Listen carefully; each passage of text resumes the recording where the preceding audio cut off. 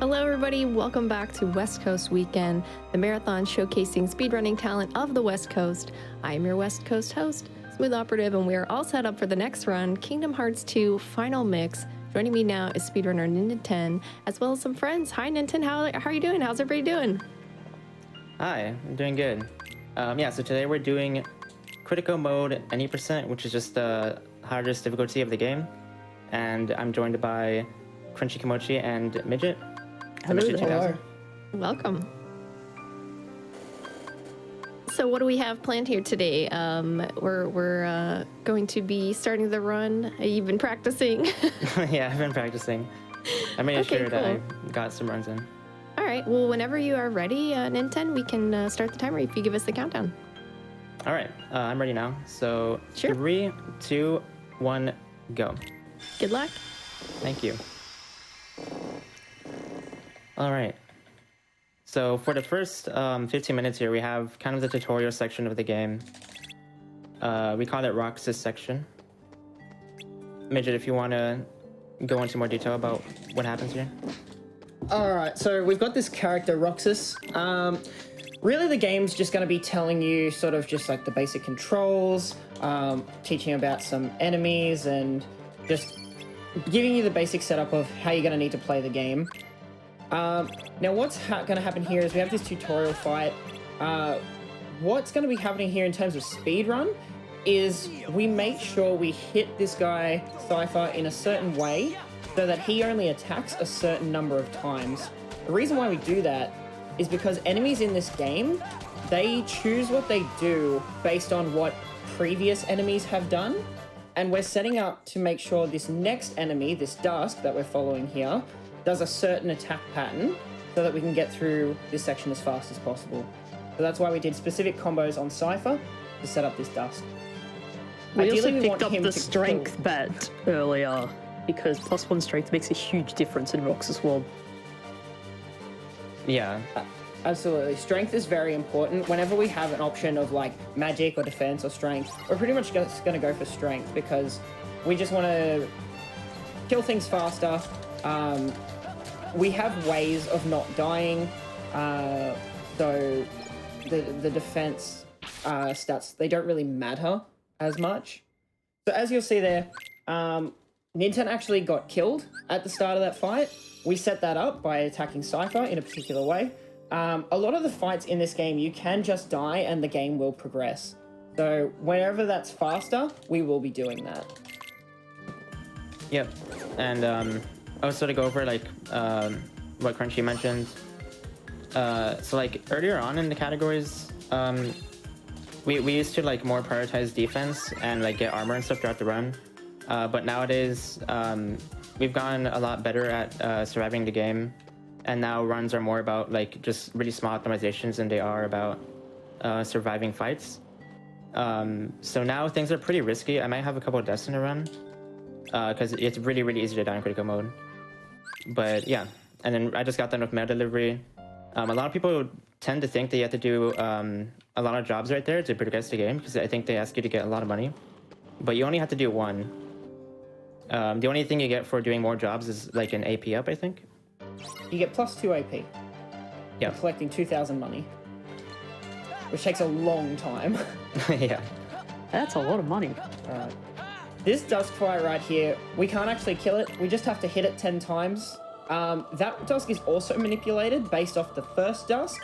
So, as you can see, like the RNG setup from title screen to here is very important in going fast.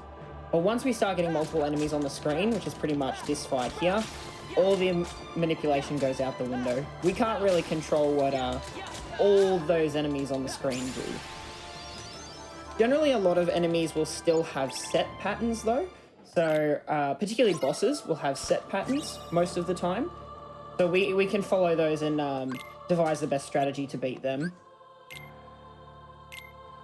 Yeah. We're just menuing here. We also just wanted to pick up the shield, which is for ability routing. We get some much needed abilities earlier on with the shield. That's one survivability factor we haven't rounded out just yet, is gives us a defensive ability later in the game, which means we really don't die. But kind of hard to not die without that defensive ability, but we'll talk about that when we get to it. All right, so we got the first boss of the game here. This is Twilight Thorn. So this fight is meant to teach you a lot more about reaction commands and just how boss fights work in general. Now, if you haven't played this game before, or perhaps you've played Kingdom Hearts 1 but not Kingdom Hearts 2, the way bosses work in this game is you need to kill them with a finisher. So we need to, as a speedrunner, really plan out our combos so that we can avoid all the boss's attacks, deal optimal damage, and then, you know, hit them with a finisher right when it's most optimal, right where it's like, yeah, a finisher here would exactly kill them. So that's pretty much what you'll see Ninten do with a lot of his combos, is just really do fast combos. That's why we do air combos rather than ground combos, because their recovery time is less. And then just really plan out the fight so he dodges all the attacks which he knows is coming, and then kill the boss. Yeah, so I can kind of go over some things I'm doing here. Like, Twilight Thorn is stunned right here, so we have time to get 4 air combos off. And I can maybe get an extra hit in if I'm fast enough. Wasn't quite fast enough. So he's gonna go back here. I'm gonna jump in the air, do 2 air combos. Or, sorry, air combo with double finisher. So my strat right here is to knock away the creepers so that they don't interrupt the fight here. And then I walk backwards whenever he's doing his vine attack, or I can do DRC to avoid it. It's really important that I don't get hit, because when you get hit by the vines, they knock you away really far away, and then you have to use DRC to get back to him. But the fight just gets really messy at that point. So we had a good fight there, though. That was good. That was good. Something to mention real quickly as well is about, you'll notice that he did 2 finishes, and it's something I didn't talk about earlier. He equipped a bunch of abilities, extra abilities like finishing plus, reaction boost, gives his reaction commands more damage, gives him an extra finisher. We have lots of extra abilities thanks to the fact that we're playing on critical mode. To supplement the fact that you have things like half health and you take double damage, the game has decided to give you extra abilities, just bonuses that you can use to sort of still make it a really fun and balanced experience. So we equipped all of those.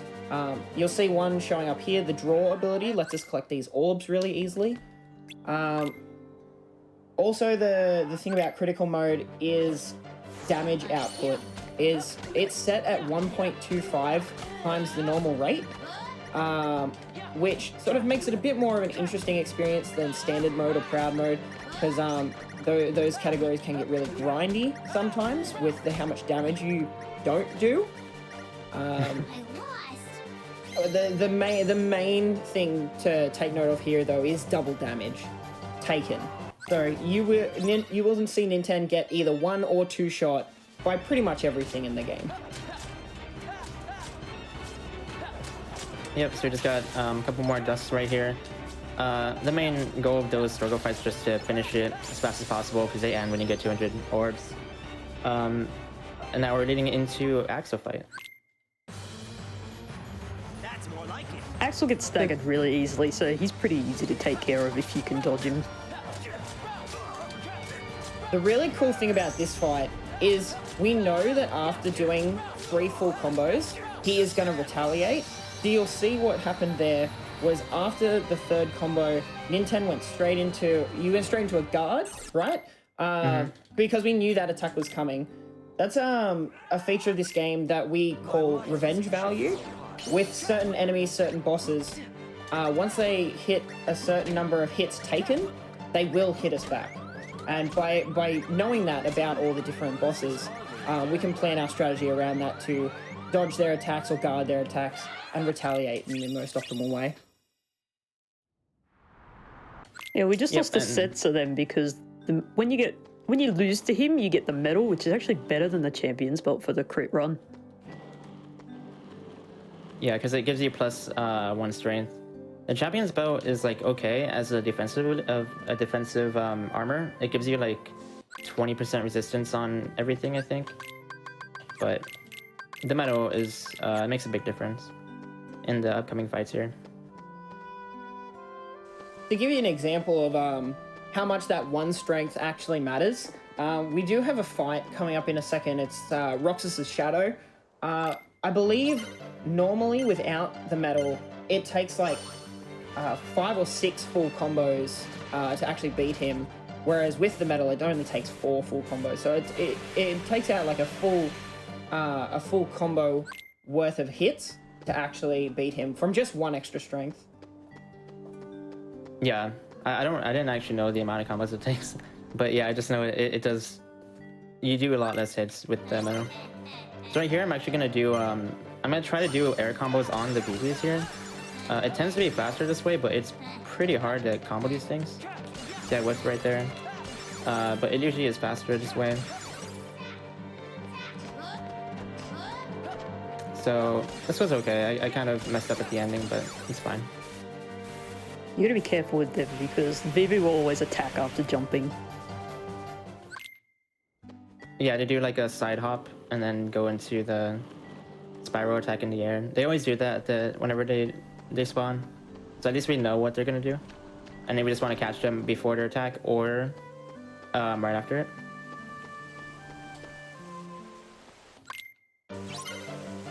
So this is the Shadow Roxas fight here.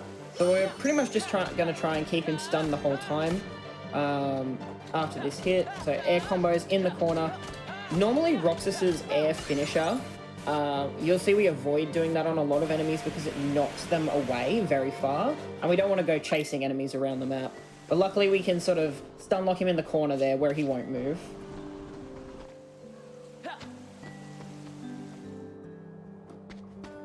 This is just a little mini game section of the Roxas world.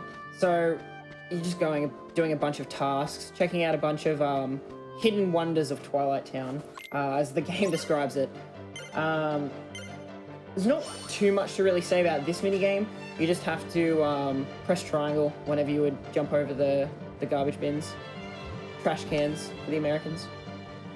and what's funny about this minigame is that you can just mash triangle the whole minigame and still make it. For some reason, like there's no punishment for pressing triangle before you need to. And it's like that for a lot of RCs in the game. So like for a lot of the fights, I can mash triangle for the RC. But there are some fights where you need to hold off until another RC pops up. But yeah, I just think that's funny. At least it doesn't crash anymore. I think it does actually crash sometimes. I don't know. Luckily, very rarely compared to the PS2 release. Yeah, so sometimes there will be an RC that appears where it shouldn't in that minigame. And you'll just jump in the wrong place and then the game just crashes. It's kind of weird.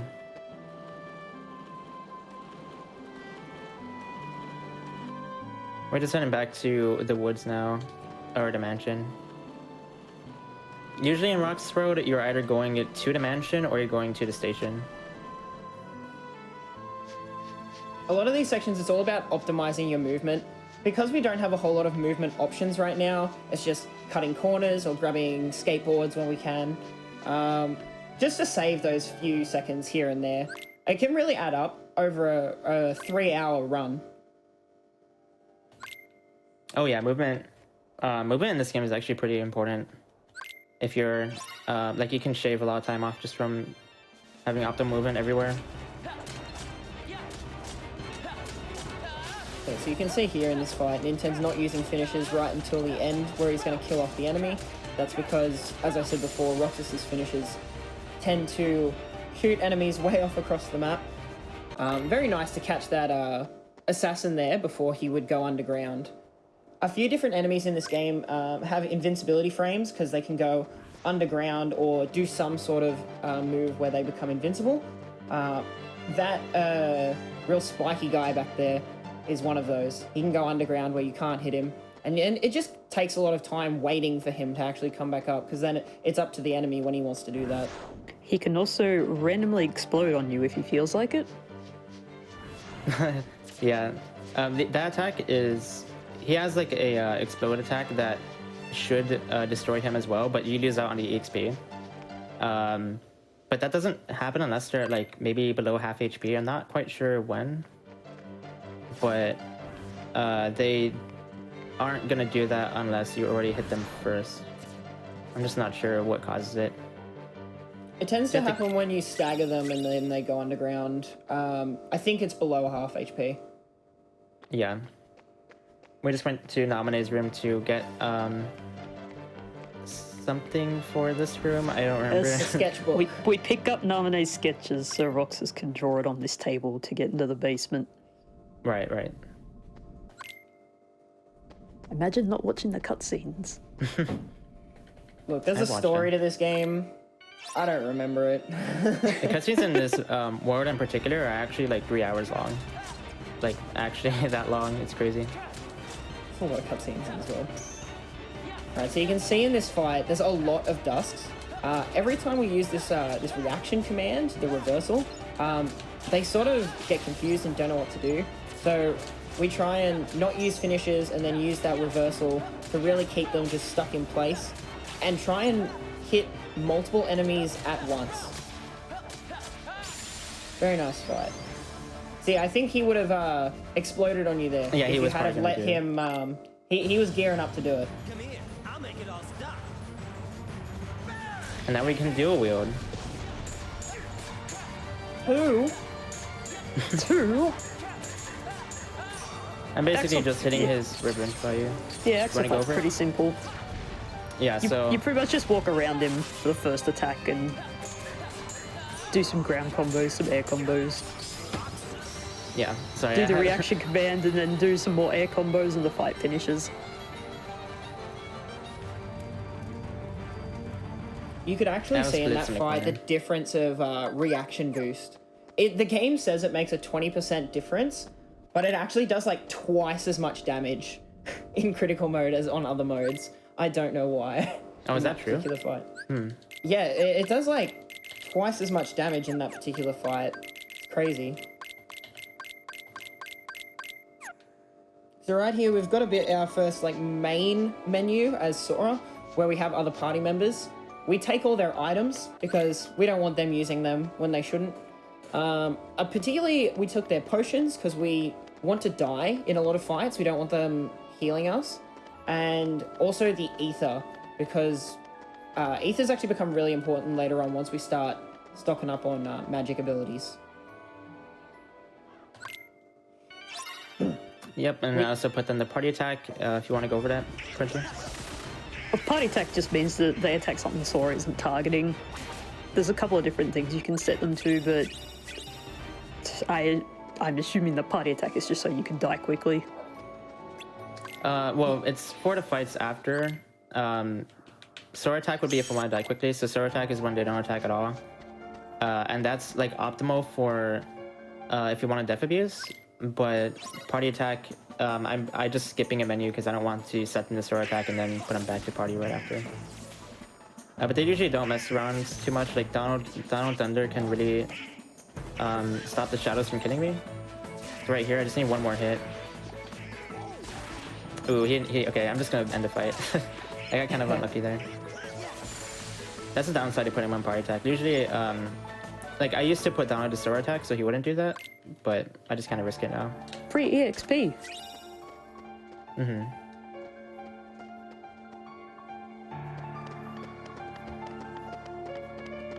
These shadows, the enemies that we're encountering now, also have that really annoying invincibility under the ground move. So a lot of what we do with them is we just try to catch them and keep them stun locked by not using finishes if we can, like if it's not going to kill them, or just hoping. There's not a whole lot you can do when a shadow just decides to go underground.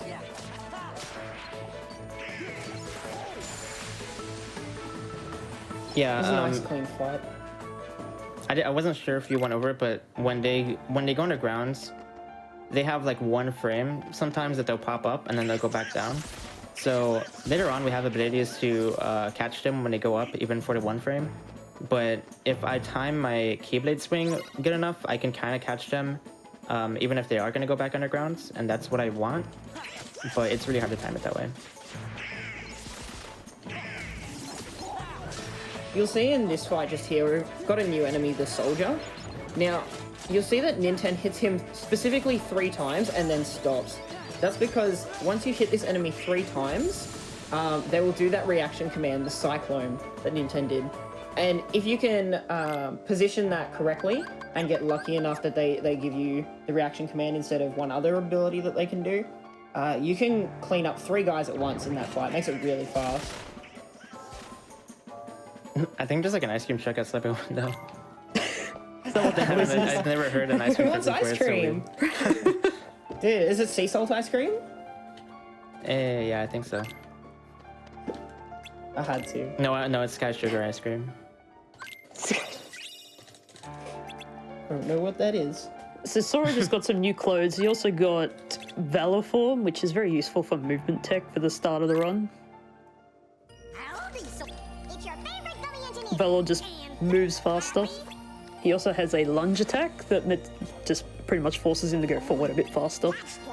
Wait. Yeah, so we'll be using that for a lot of early game movement. Later on we have better movement, but this is all we have for now. Let's go. If you haven't played this game before, this ability to change clothes, it comes at the cost of taking away your party members, but it gives your character new abilities, potential to dual wield, as you can see here, as well as different movement options. We have routed this game specifically so that our drive gauge, which allows us to do this, is pretty much always full when we need it to be, so that we can just make the game as fast as possible, factoring in the fastest drive forms, coming up with fight strategies that actually that just work in with the drive system. Very useful. Well, another thing to note about it is when you have 2 keyblades, such as the Valor form here, it adds the strength value of both keyblades to your damage. So the damage output of having one of these forms up is actually just really huge. Now we got Bailey. If you want, if you go into detail here. Bailey is fun.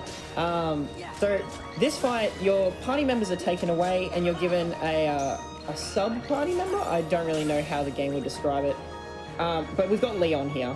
And what Leon likes to do is hit things very far away and do very little damage to them. We really need to group the enemies because there are a lot of them. Otherwise, Leon can carry one enemy off to the back of the room. It takes ages to just run down and kill them.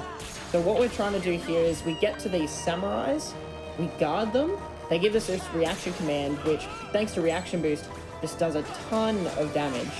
And also does that damage in AoE.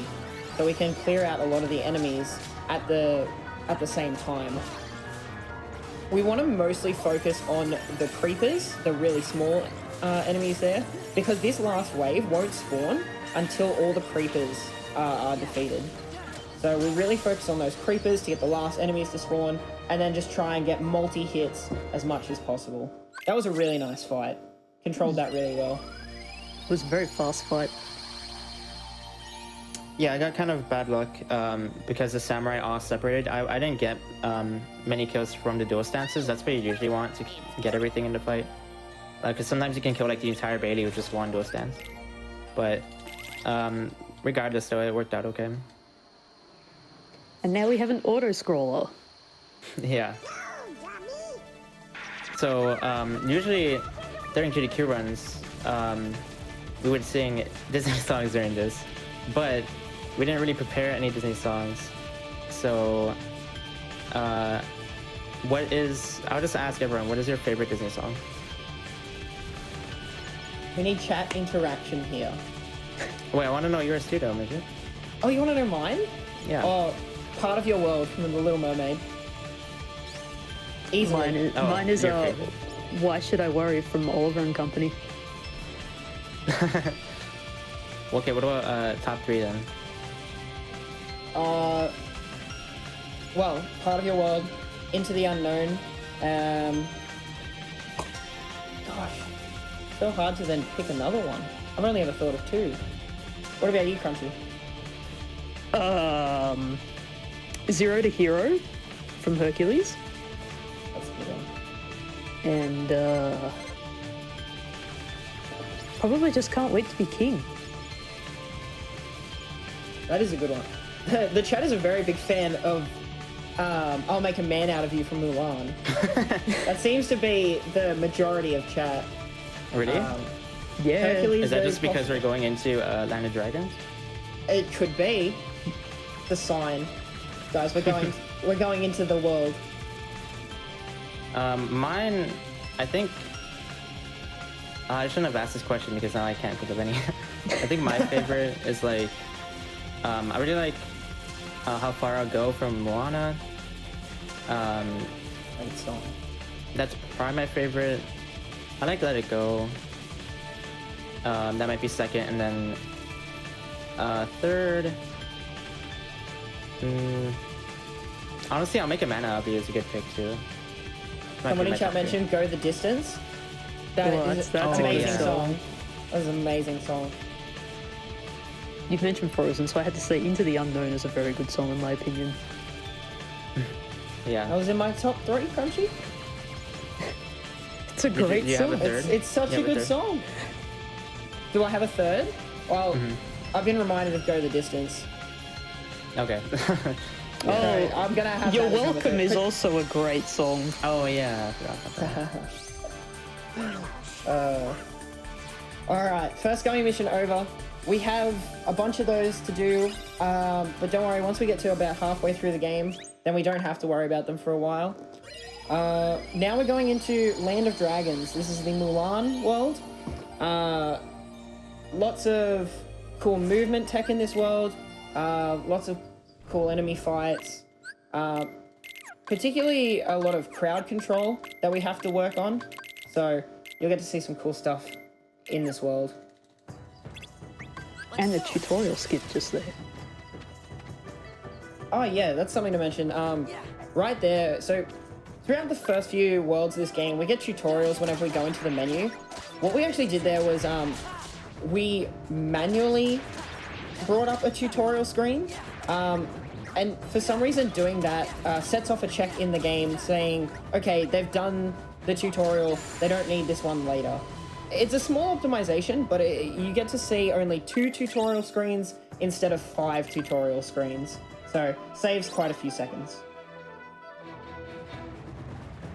Yep, and pretty much we're gonna be taking the party member ethers as we get them because they all come with items, which is really cool. And here I just wanted to hit level 2 Vader form, and then maybe get a few more hits on the shadows when I am in Vader. Leveling up the forms extends the duration which you can be in the form, which is going to be important for later on getting extra abilities that come with leveling up the form, as well as just using those forms for movement. We have fire now, which is catching the shadows right as they get above ground, so we can catch them in that one frame.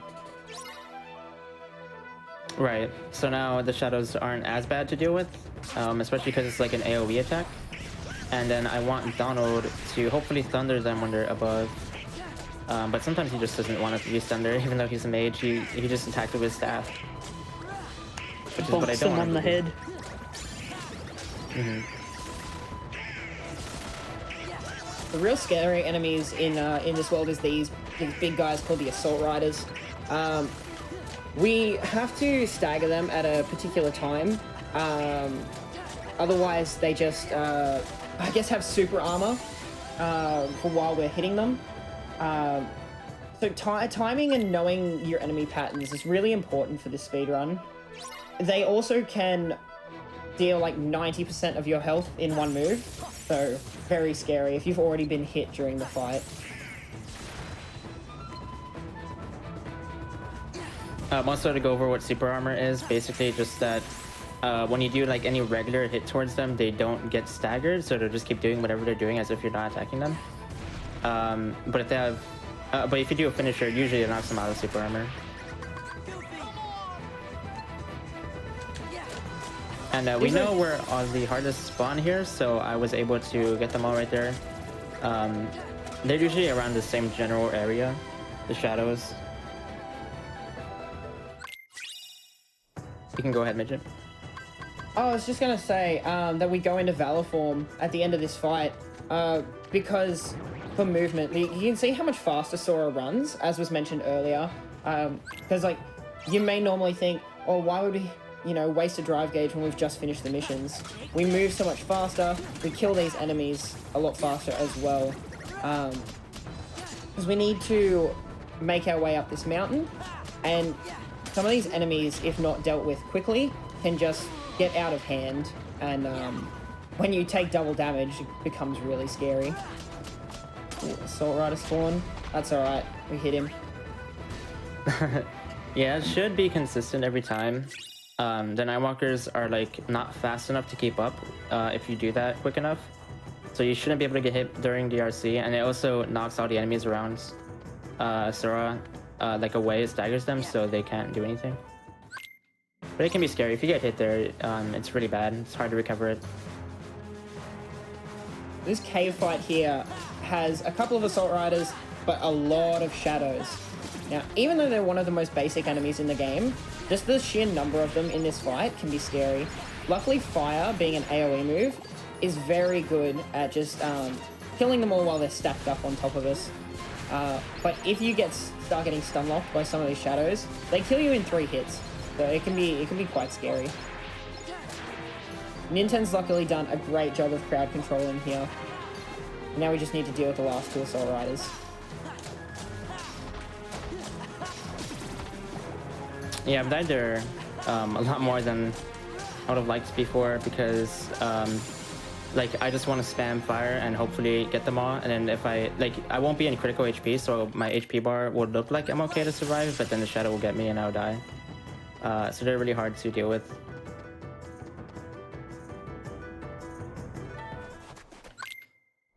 We're coming up on a timed fight here. This fight, we can't speed it up in any way. We just have to last a minute. I think a minute.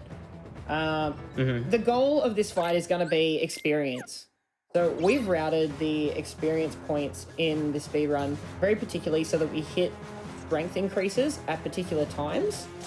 Without those strength increases, the boss fights would go a lot slower.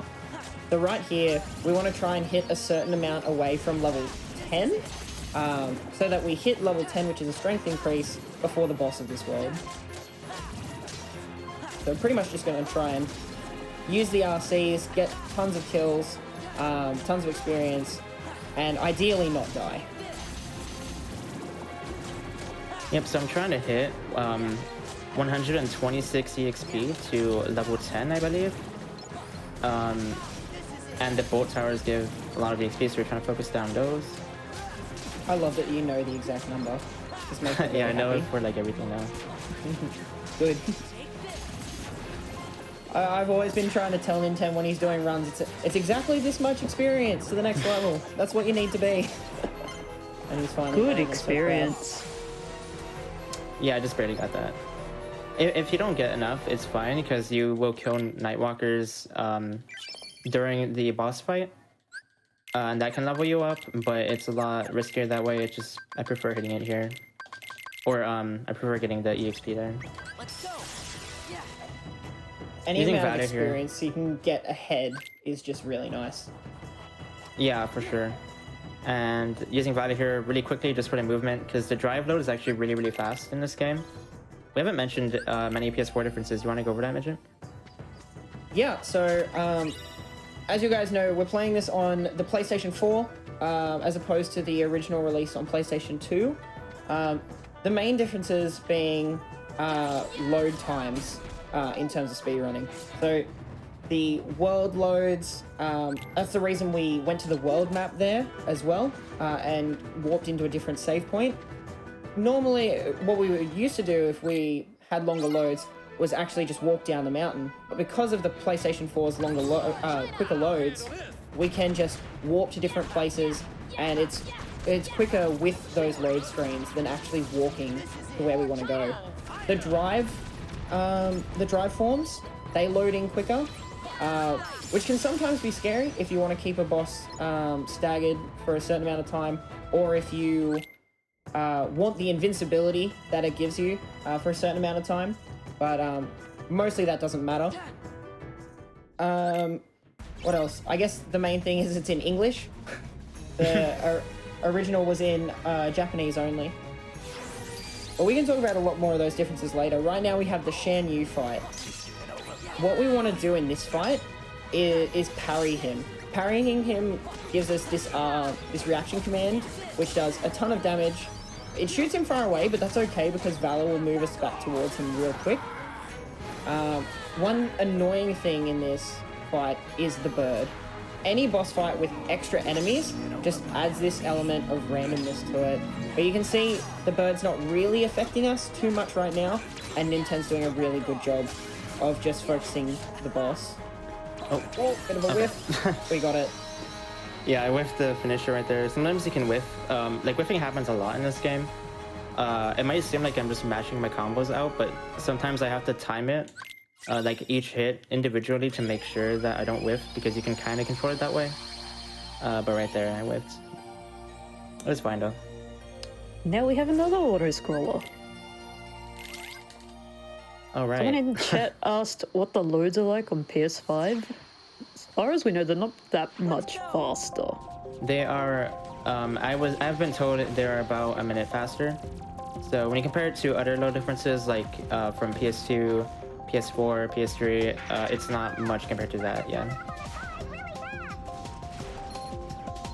So I can kind of talk about the gummies, I guess. Like, so the score on the top left is interesting because you actually get points for getting hit.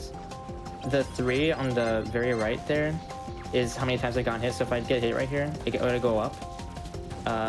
So like if you wanted to do a no-hit gummy ship mission, you would want that to hit to say 0, I'm pretty sure, and that would be like a no-hit. I just think that's interesting. There's a task in this game. No points. Yeah, it's harder to do no points than it is to get like a high score. There is a task of this game, which is a 2-assisted speedrun of level 1 done on the PS2 version, and in that task, I believe they get no hits throughout like every mission. It's pretty cool. It was a really cool task. We got a lot of strats from it. We did actually pull a lot of strats from that task. Strats that we didn't think were possible for the longest time, but then we're like, hey, can we do this? And we just found ways. It just goes to show that, you know, new strats can come from anywhere. And, you know, as hard as a strat may seem, like, there's almost always possible ways to do it.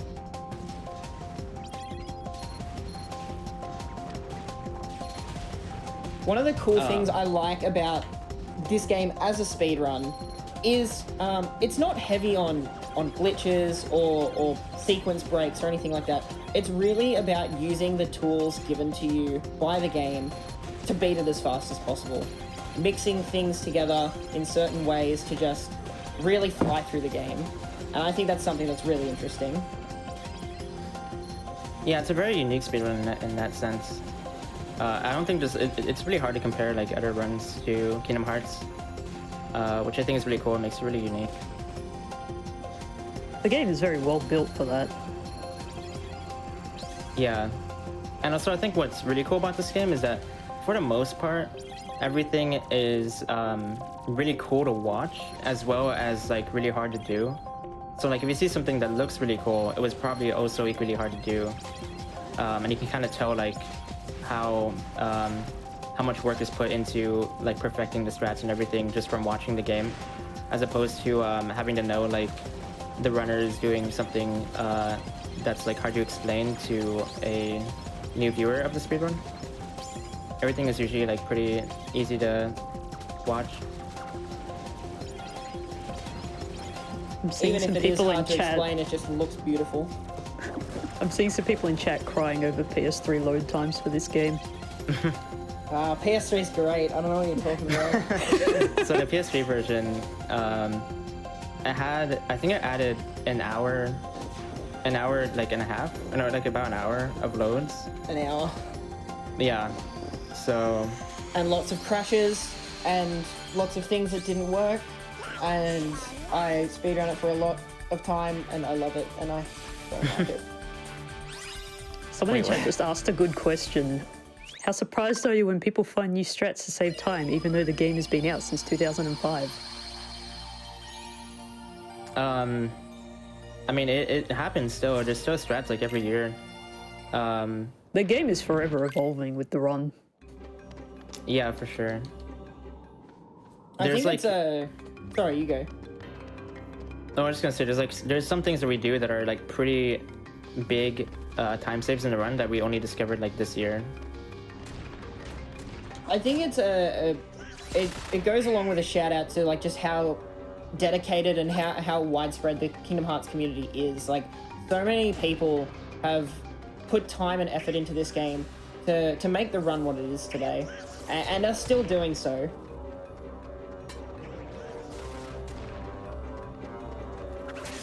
So we're moving through Olympus right here. We're going to see Hades. This is probably, I would consider it the scariest world in the first half of the game. You have so many boss fights, so many high damage enemies here. Pretty much everything in this world is going to kill you in 2 shots. And it's just, it's constant, full on, go, go, go, fight, fight, fight. Yeah, this is a scary world. It is. We used to buy the fire bangle for the Hades fight coming up, but because like I said, we don't buy armor anymore. We use the money for ethers instead. This is gonna be scary because I can get 2-shot by pretty much everything. That's it. So at the beginning here, I'm gonna slide dash into a fire that pretty much works every time. That ends the fight because you have to do a certain amount of hits on Hades before the fight continues. Our drive bar is also locked for the start of this world. Oh right. That's it. All right, If you want to go over to the fight, Midget. Yeah, I'll go over this fight. This is a bit of a crazy fight. So Hades is constantly throwing fireballs at you. There's no way to stun or stagger him. You pretty much just have to kill all the Heartless on each platform. What he did on the first platform was he knew all the bats were going to come to him, so he hit them in a way which would make them give him a reaction command, which lets you clear out all the enemies. That's the main focus whenever those bats are in the fight, is using that reaction command to AoE clear lots of guys. This platform is really scary because you've got the Lancers. They will 2-shot you. You have to move into a certain position and guard so that you can sort of crowd control and use fire to really clear that wave. This last platform has 2 waves. The first one here. Okay. You'll see there, he did get caught out. Sometimes you can just get really unlucky, and Hades can have a well-timed fireball right at the end of a reaction command and just snipe you. It goes to show how crazy difficult critical mode is. Like, everything's killing you in 1 or 2 shots, and sometimes it's just straight out of your control. Yeah, I was already taking a risk right there, getting the back cry, because I was at 1-shot potential. That's it. I thought Hades was done with his fireballs, but I think he started up again. So I should have probably thrown a potion to be a lot safer there. I'm just like a risky player a lot of the time, but it doesn't work out. So it's fine. That was That's why you have pretty the costly time deck. you have. Because you take risks and go for fast strats. You know, that's why you have the time you have. Yeah. This is a pretty costly deck to have too. It wastes about like 2 to 2.5 minutes, I think. 2.5 minutes, yeah. Possibly 2 minutes from where you died, because it wasn't right at the end. Yeah. When the large body spawns, which is the last wave, I can get 1-shot by him actually, but hopefully he doesn't do an attack that 1-shots me. Alright, so we're going into the same platform here again. So, just going to do the same thing, because this is pretty consistent where the enemies move and what attacks they will do straight away. Got a much cleaner start to this platform here, as we've wiped out all the Lancers, all the bats. We just need to clear up this one shadow. Alright, so last wave here is going to try and get 2 bat cries to clear everything. The issue can be with this platform is if your party members hit the bat, they can actually. Oh, okay, got the point. They actually scary. stop the bat from giving you the reaction command. So what Ninten had to do there was really put an extra hit into the bat or try and move away from his allies in certain ways to make sure that that didn't happen. But that was very scary there. I thought the large body was about to just give you the business. Yeah, the Blizzard, you can't hit them from the front, but if he is magic, you can.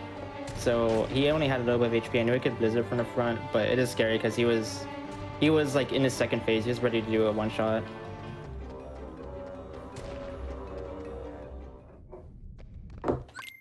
So I got hit by the Lancer there. It pushed me forward. That's something that can happen. I was using that tech earlier too on the way to Hades.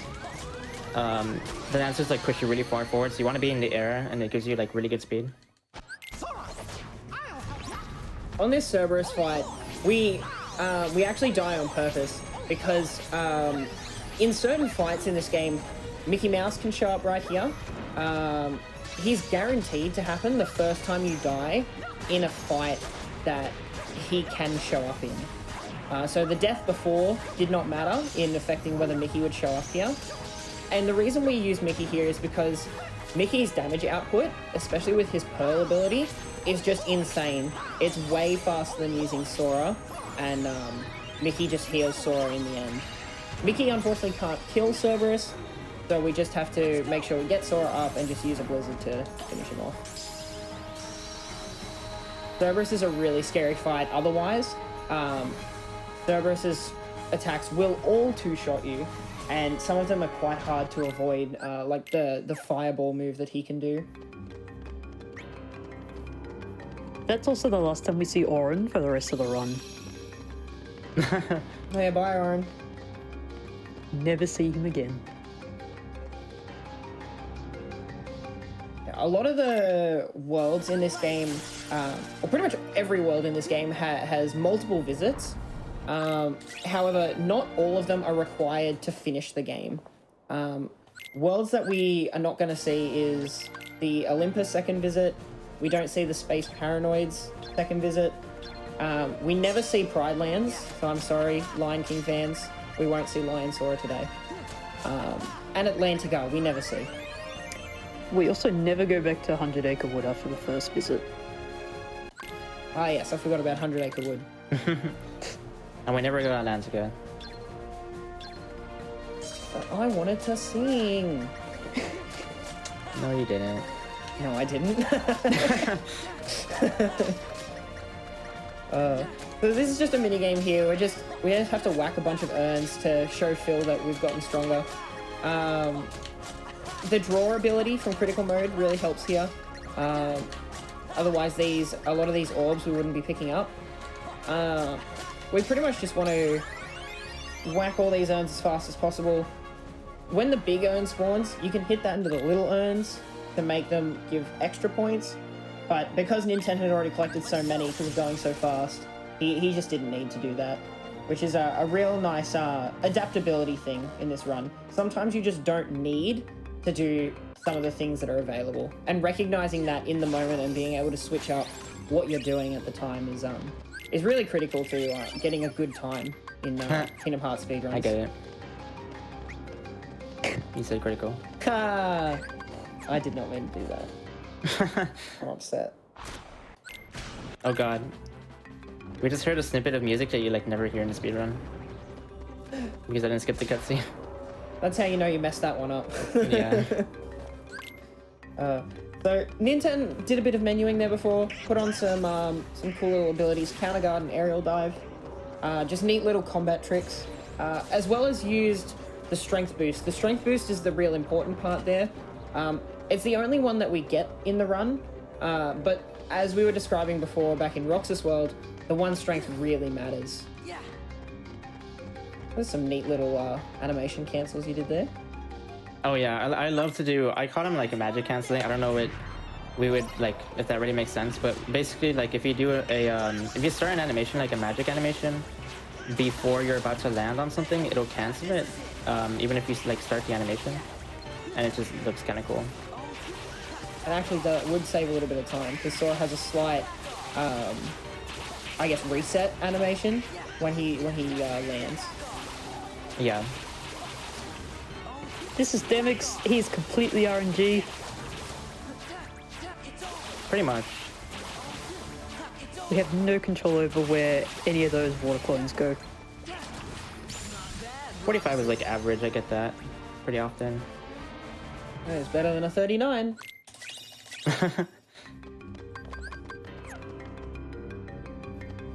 Alright, this next fight that we're going into here is actually really scary. We're fighting Pete. The first phase is, I believe, like a minute to a minute and a half of just... We can't kill Pete, we can only kill the enemies. Oh. We just try and get experience points. Speaking of things that were discovered recently, though, Yeah, go ahead. I don't know if you know about this either, Midget, but pretty much if you force Pete to retaliate on the ground, like this, immediately after his attack, he's gonna instantly spawn the soldiers. That is And new. Yeah, it's really cool actually. I don't know why that happens, but it saves a lot of time actually on waiting for the soldiers to spawn. So you get more HP. That'll explain why the other day I saw you get heaps of time to kill the last wave of bats. Yeah, it doesn't work on the bats. For some reason, like I don't think it really saves time on that wave. It's only the soldiers. But because you spawn the soldiers early, the timer to spawn the bats will come sooner. Yeah, we just want to I kill. imagine. Yeah, we just want to kill. Like the longer you're in a fight, the more enemies will spawn. So we just want to, but he doesn't spawn them until the last wave's dead. So we just want to kill them as fast as possible. So here, we really want to catch Pete before he does anything. So what Ninten's going to do is going to slide dash into a drive form. That'll stun Pete, while also prompting the bats to give him a bat cry. That was wild. That was great.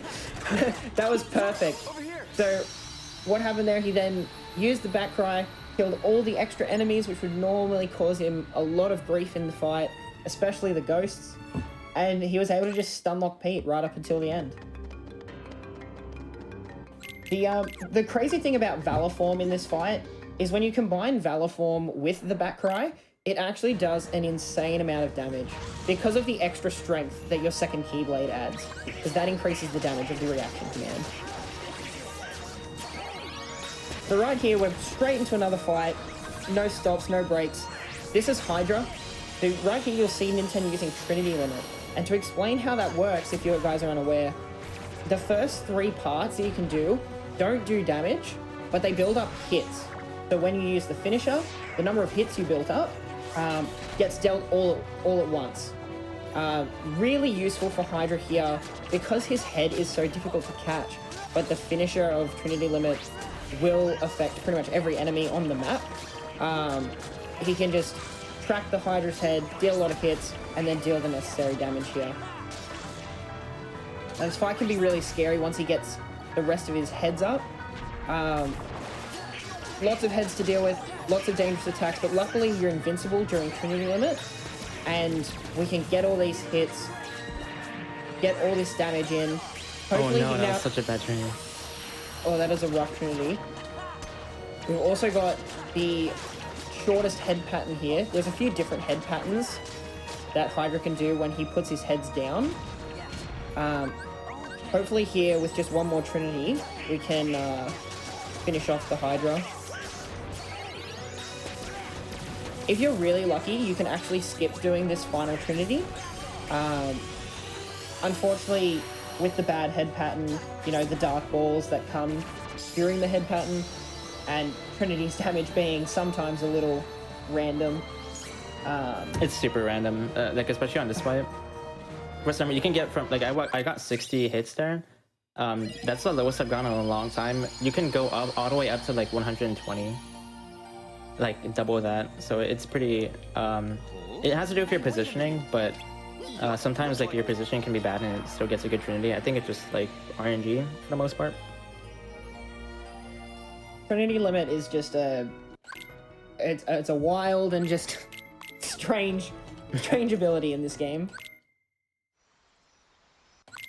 I believe it was really broken in the original Japanese version. It was. It sure was. Because it would, instead of building up a new count of hits every time you use it, it remembered the highest count of hits that you ever got throughout your playthrough or that session. I can't remember. And then it would just deal that minimum number every time. So if you built up like 500 hits in a section, you would then just go into a boss fight, use Trinity Limit. It would deal 500 hits and just kill the boss. Also, say goodbye to 100 Acre. We're never seeing it again. Thank goodness Yep. for that. I just FABs on the fight right after. There aren't many more fights that we can FABs, but there's a few. That was one of them. We just slide dash into the soldier, and that causes him to retaliate and gets me to the HP that continues the fight. And the game forces you to go there after you do 2 worlds. So, speaking of K2J, in the original, Reflect actually was not very good compared to how it is now. I believe Reflect did like very minimal damage. Like if you know how much damage every part before the last part of Reflect does, it pretty much did the same damage the entire way through. So Reflect was like actually really weak for a lot of fights. There's a lot of balancing that was done in the game. Over the all course the of different versions. Yeah. From So in 2J to 2 English to 2 Final Mix. And then differences from the PS2 to the PS3 and PS4. Yeah, although it seems that the PS3 and 4 are more like incidental or accidental. But like the PS4, because it's in 60 FPS, there's a lot of things that they had to tweak.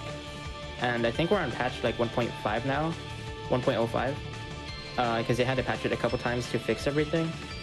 Originally, the gravity and like the physics were a lot more off than they are now. They're still kind of different in PS4 compared to 30 FPS, but they're like a lot more similar than they used to be. The physics and gravity in this game are like tied to the frame rate, so yeah, 60 FPS really changed. They really changed the game, and I don't think they expected it. It's kind of hard to believe that they didn't expect it, considering, you know, there have been 60 FPS mods on emulators for a long time, which have just, there's been evidence of that. And so for them to just, yeah, we'll make the 60 FPS, and then we're like, hang on, this broke the game? What? Crazy. Yeah. Yeah, early days PS4 speedruns were kind of whack. It was very strange with the gravity changes. We had to make new strats to actually, I guess, compensate for things like the gravity and other things just not working. We still have a couple of things that don't work. The main one being tracking on Luxord's cards, but that won't come up until much later in the game. We can talk about that later. But I'll just quickly mention yay! Duck Flare, which is a ability we get later on, that was also way weaker in JP. I guess we can go over it then, but that's like the biggest difference too in this run, because towards the end of the game we're going to be spamming like a single limit for a lot of fights. But yeah, for now, I'm going to be using Trinity Limit to progress the fight, because this one ends on hits just like some of the other fights. And there's a lot of shadows here, so we can just get Trinity and it ends the fight.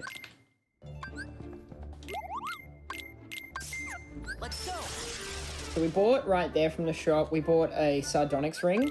Now that equipment gives us +1 strength, and like I've said plenty of times right now, +1 strength is pretty nice. We can't equip it just yet because we don't have an extra accessory slot, but this is the first place and the quickest place where it's available to purchase, so we just buy that for the future. Lots of things are considered in this speedrun, like even the money is considered in this speedrun. Like the strats we've come up with are based off how many ethers we are able to afford, which has all been routed over the course of the 3-hour run, which is really crazy. Like once again, a lot of effort has gone into the actual route that we use in this speedrun. So right here we're just pushing the wardrobe. It always takes 3 cycles. Sometimes I think it can take 4. There's a rumor that there's a 2 cycle, but I think it's a myth. I also think it's a myth. And yeah, you just kind of have to wait until the RC shows up. We have Chicken Little for this fight because he whistles in enemies, stunning them. Very useful for this fight because some of the enemies, the gargoyles, like, if not controlled, they can do a lot of damage and be a real nuisance. But yeah, Chicken Little's crazy in the fact that if there's multiple enemies around and they're a certain distance away from you, yeah, like Crunchy said, they get drawn in, they get staggered, or just completely stunned. Really makes it easier for those fights where there are extra enemies in addition to the boss to control. Very nice fight. Yeah, it can be pretty easy to die there. If you want to be safe, you can go after gargoyles right at the beginning and make sure they're dead because they're easily the most scary enemy in that fight. But Chicken was able to whistle them pretty much the whole time, so I wasn't in danger.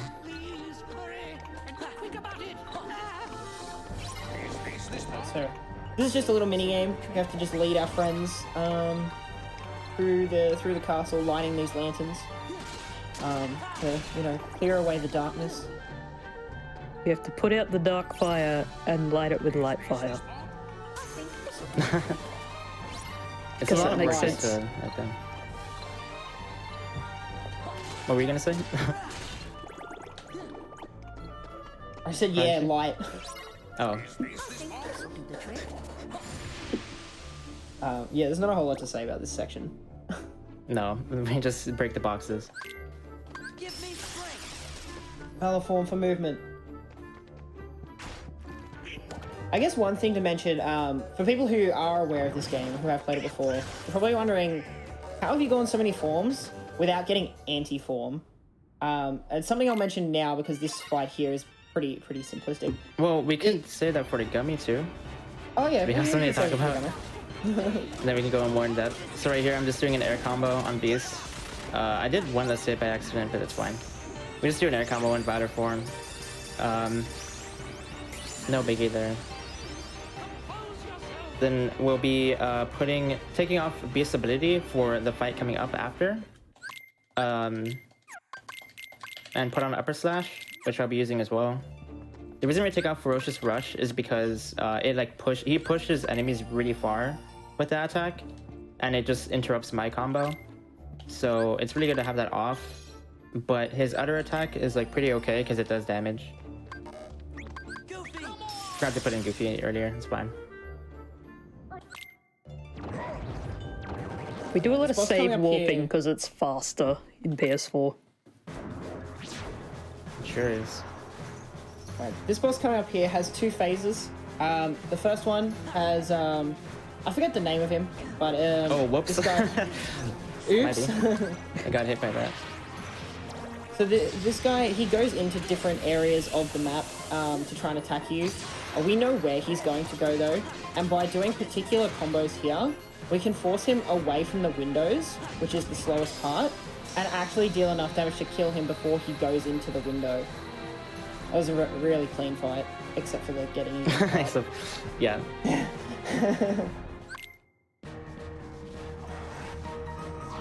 Now, the second part here is a little scarier because if you lose control of this boss's movements, he can be really hard to dodge and really hard to control.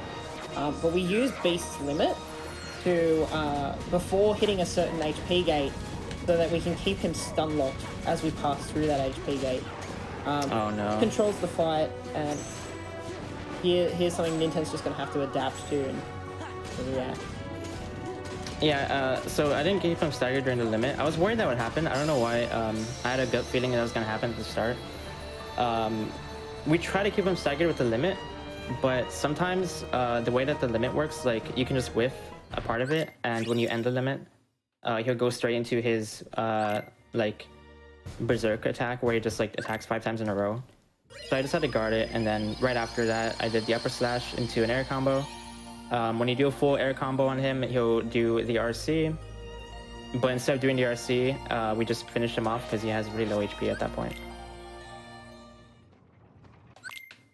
The RC actually doesn't do any damage to him either, or at least it might do 1 damage. So it's just a lot of time for a lot of nothing.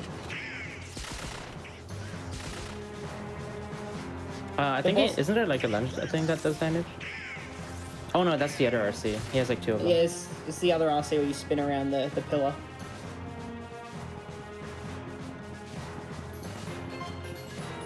So I'm gonna try to push the mouse here. It's really hard to do. I don't know if I'm gonna pull it off, but we'll see if I can get this. Minnie likes to be a little annoying when you're trying to push her. She'll just decide she wants to attack all the Heartless, and that moves her out of the push. Okay, that was a really good push. Wow. Good work. I love just watching that every time. You have to really keep Minnie against the wall, otherwise, like, she'll randomly move to the side of Sora. So you have to be really particular with your positioning. Like, it wouldn't work in this room because, like, she'll just move around Sora rather than get pushed by Sora.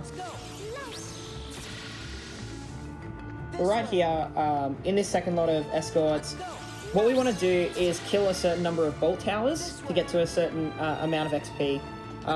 What number of XP is that? Is that Crunchy? It's 526 to the next level. Yes, it is. I love it. Just something to note, the mini push was kind of recent. Yeah, I think it was last year, right? Last year, yeah. Yeah. It's just a big deal because it affects every single category. Like every version of KH2, everything is affected by that push. So it's a big time save on like every category as opposed to just crit or something. Good EXP. Yeah, that was a good escort. I actually find that push really hard to do as well. I mess it up like every time I try to do a run. Yeah, I have been messing it up a lot recently, so I'm surprised I got that. That was really good. Not easy. But then when is anything in speedrunning easy? Alright, so quick menu here, put on that sardonyx ring, get that 1 extra strength that we were talking about before. Now we're don't adjust your screens. The black and white is correct.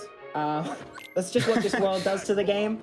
It's meant to be like old-timey Disney before they had color. We do particular combos there on Pete so that we never do a finisher until it would kill him. Otherwise, he'll start running around the room, be really hard to catch, and he'll have super armor. Now we got to do windows, and for a lot of these windows, you'll see Chicken Little because there's a lot of enemies that do a lot of damage, and otherwise they can be very hard to control. What Ninten's going to hope to do here is clear out the first 2 waves of enemies before this thing, or the first wave of enemies before this thing starts bouncing him up in the air. Because this reaction command that it's giving him does a ton of damage, and if he gets it right, he can just kill all the enemies while up in the air here. Very beautiful. Yep. On the first reaction command, I want to kill like 3 bombs because 3 more spawn after, and then is the last wave. But I got 2 there, but I was still able to get it with just 1 extra RC. If that RC missed and they didn't die, I would have had to do more ground combos. It would have been pretty bad.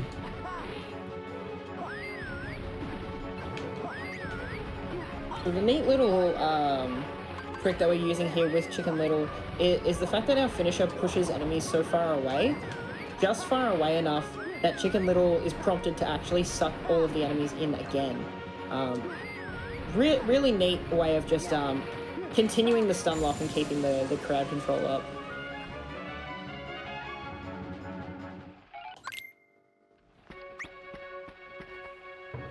Yeah, so I don't know if we've mentioned it, but Chicken Little will whistle. He's guaranteed to whistle if there's enough enemies far away, like more enemies farther away than there are near you.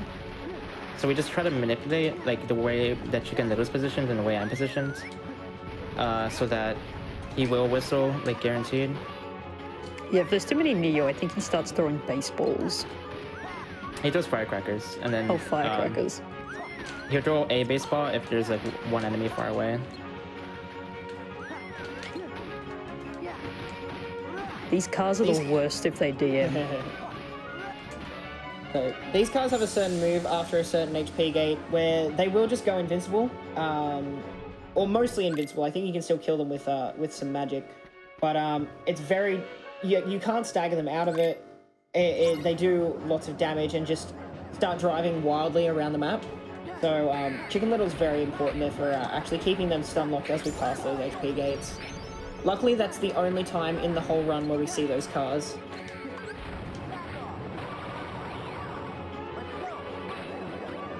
Particular thing he did in this window is you'll see he used the Trinity and he just whiffed all of the initial hits.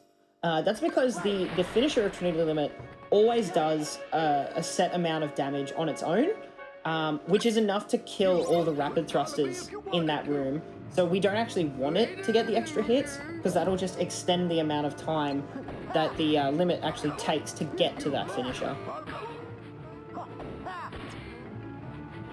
And now we have Boat Pete, who will use Valoron for the higher strength stat. We also pick up this chest that loses absolutely no time, but it helps us get an elixir from the Moogle later on. Oh no. We fell off. Oh no. It's okay, that's extra experience. Yeah, I need extra experience. So like, I'm gonna start pausing. I used to like pause buffer. It's faster not to pause buffer, but if you pause, you can just make sure you don't miss your RC. It wasn't that bad. So you just like pause the game, and then if the RC shows up, you use it. If it doesn't show up, you can do the finisher. That's like a more consistent strat right there. I just didn't react in time when it showed up. What's that for? Alright, so this Pete fight is different from the last one. He has, I believe, 5 phases. Each phase you have to hit a certain amount of HP and clear his HP gate with a finisher, and then he'll move on to a different room. During these rooms we have different environmental things that can mess with Sora. For this room it's the fire. Later on we have towers that can bounce Sora around. Or the black hole coming up in this next room. We pretty much just want to hit Pete in a way that when we know when he's going to retaliate, and then can quickly do a finisher before he gets that hit off to move him on to the next room. Yeah, and I actually got hit by Old Pete. He's what like usually messes me up, because Old Pete would do like his thing, and sometimes he'll do damaging attacks. Like the HP I lost right there is from Old Pete. We do 2 RCs here to end the fight, and Very that's nice. Yeah, Old Pete is generally more of a hindrance in that fight than actually a help. it. Oh yeah, I don't think he does any damage to him at all. He would like stun him sometimes, I guess. Luckily, that fight went really well. You can get really caught out if the environmental stuffs and Old Pete really starts to mess with you. But usually, if you follow the strat that Ninten did, it's mostly consistent. I'm not going to say it's consistent, but mostly consistent. Yeah, so we just got Wisdom Form, and did you want to explain Anti-Form, or do you want me to get it? Yeah, I'll talk about anti-form. So, like I said before, you guys are probably wondering, how have we used so many drives without going into anti-form? And that's because over the years, we've actually figured out how anti-form works, what triggers it, and how to avoid it. So, for starters, the anti-form works on a point system. Every time you use a drive, it increases by a point. Every time you get a new form, it resets to 0. Every time you use final form, it reduces by, I think, 10. 5 or 10, I can't remember. I think Final Form? Final form. That should be 10, and I think Anti's 5. Anti reduces by 5, final form is 10, correct. Yeah, I think so. Now, there are also situations where anti-form just cannot happen. And so when we know we've got more points than the threshold of where you would get anti-form, which I think is 5, is where you start to have a chance, we always enter a form in a space or at a time where we cannot get it. Those times include when you're not in combat, when one of your party members is currently dead, you can't get anti-form. In fights where you have additional party members like Hercules or Old Pete, you can't get anti-form. I think that's mainly it for or when Sora is alone is the other one, is where you cannot get anti-form.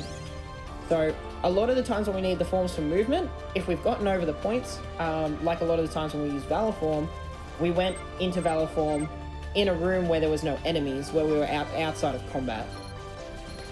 So very important things to keep in mind for actually avoiding anti-form, because obviously you can't revert out of anti-form on your own, and also you can't use reaction commands in anti-form. You can't use magic or heal or guard in anti-form. So it's generally a big time waster that we just make sure we never get. Yeah, that's pretty much it. We won't be getting Final Form though on the run. No, unfortunately we don't get to see Final Form. This is my favorite form. What is your favorite form, Midget? I actually really like Limit Form. The Final Mix exclusive form that gives you tons of abilities from Kingdom Hearts 1 Sora, such as Ars Arcanum, and Ripple Drive, and Zen Tetsuken, all those cool abilities. I really like those limits. And what's your favorite form, Crunchy? I want to say Wisdom just because of how it looks when you get on a skateboard. Wisdom Form's definitely the coolest one to move around in. Just because of the way it uses magic. Alright, so Pirates of the Caribbean. The gimmick of this world, every world generally has some sort of gimmick. The gimmick of this world is we have these pirate enemies who, if they're not in the moonlight, just like the movie, they cannot be touched. That actually kind of works the opposite to the movie. Anyway, unless they're in the moonlight, you cannot damage them, you cannot stagger them. So pretty much, there will be fights later where there are shadowed sections where we actually have to avoid taking the pirates into, but we have strats to deal with that. Chicken Little being one of the main forms of doing that. Sucking those pirates in while they're in their skeletal form, having them stunned, dealing with them that way. The pirates can be very scary in terms of the damage they put out, and just the amount of health they have. They're very sturdy enemies, so we really want to keep them stunned as much as possible. The reason Ninten just used FPS mode there is because, one, it drains the drive gauge, which levels up his summon, and two, because entering the area that he entered while a summon is active instantly refills his drive gauge. You'll see a lot of that happening where we will be in a summon or in a drive form entering an area which we know is going to refill our drive gauge, just so we can get more use out of those summons or forms. Yep, and I customized Reflect. We got that from Timeless River, I want to say, right? Yes, I think so. Yeah, from Killing Pete. Pete gave We it don't to have you, yes. much. We don't have much use of it here, but I like having it customized because it's really good to use Reflect if I'm about to die. Because these like bullets, you can reflect them. You can't guard them though, so it's kind of nice to have here. Also does just an insane amount of damage. Yeah, it does. Reflect is a crazy spell. It's extremely good in Final Mix. Like I mentioned, it got buffed as the game kept getting re-releases, and so now where it's like really good. So right here, I want to get under 500 EXP to make something a little bit faster in like 2 worlds from now. But it's not a big deal if I get it or not. I just kind of shoot for it.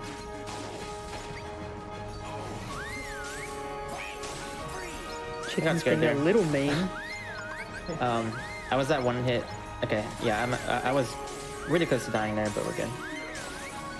Luckily, one of the nice things about Chicken Little, one of the lesser known things, is that he actually gives you a life drain ability while he's active.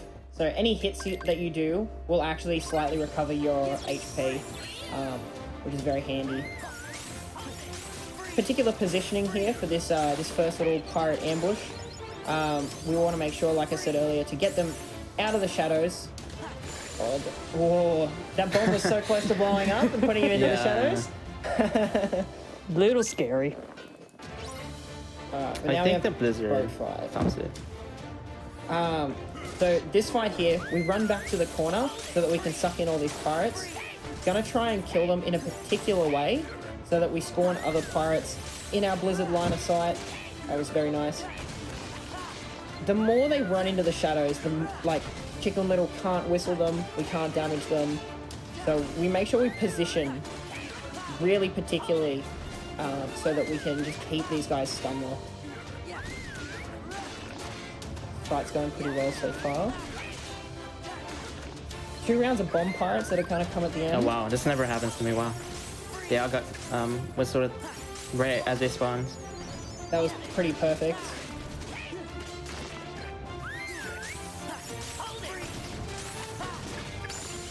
Very nice. That's pretty good. Chicken put in work there. Yeah, usually the 2 bomb pirates at the ending don't get whistled like immediately, but right there they were both like instantly there. I wasn't prepared for that. That's weird. This is just one of those little mini games you have to do and make sure you don't die in. You get 2-shot in this mini game, so it can be kind of scary. The while you're doing these reaction commands, these flying pirates can just constantly hit you out of the reaction command. And every time you get hit, you have to either potion or use your form to refill your HP. Luckily, Ninten got some good patterns there and didn't get interrupted at all. Yeah, he also hit the cannon heartless away, so that didn't cause many problems. So we're just heading to Barbosa now.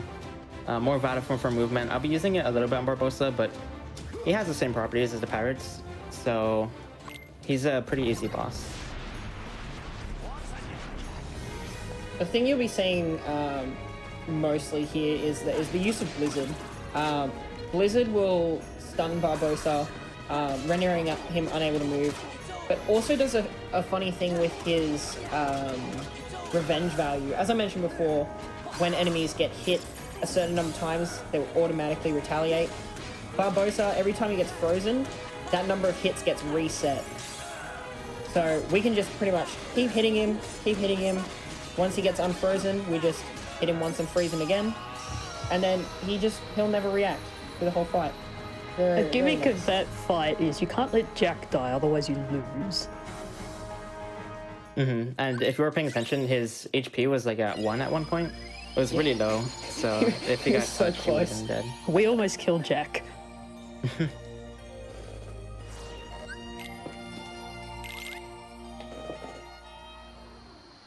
All right, we have another gummy here.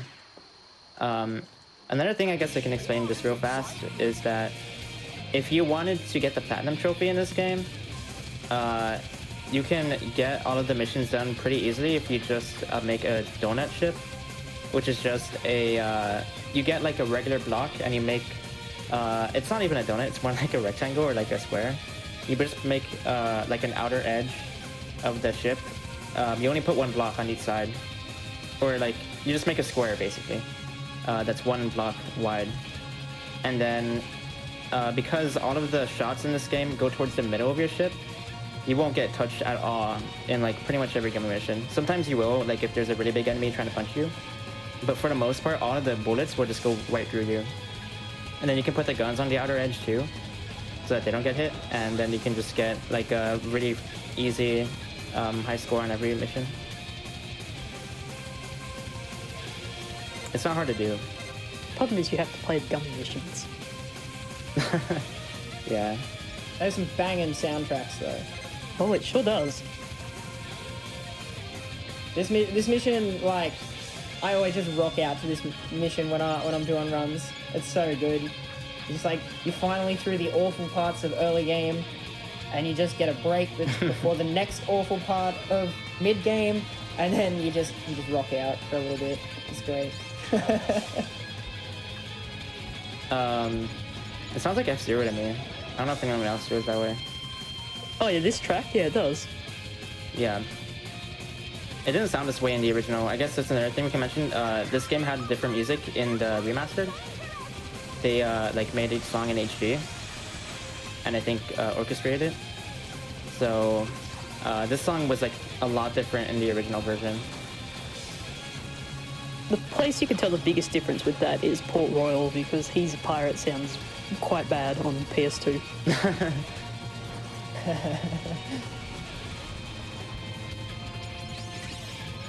Unfortunately, they also remastered the Timeless River sound. Made it very... Oh, yeah. Yeah, that's crackly. unfortunate. They added like a filter to the music in Timeless River and all the noise and everything, so it sounds more like authentic, I guess. But it doesn't sound very good. Just not nice in the ears. But you do get to hear it in melody and memory. Do you? I haven't played that game. You haven't played it? No. Yeah, that game doesn't have any remastered music. Really? Yeah.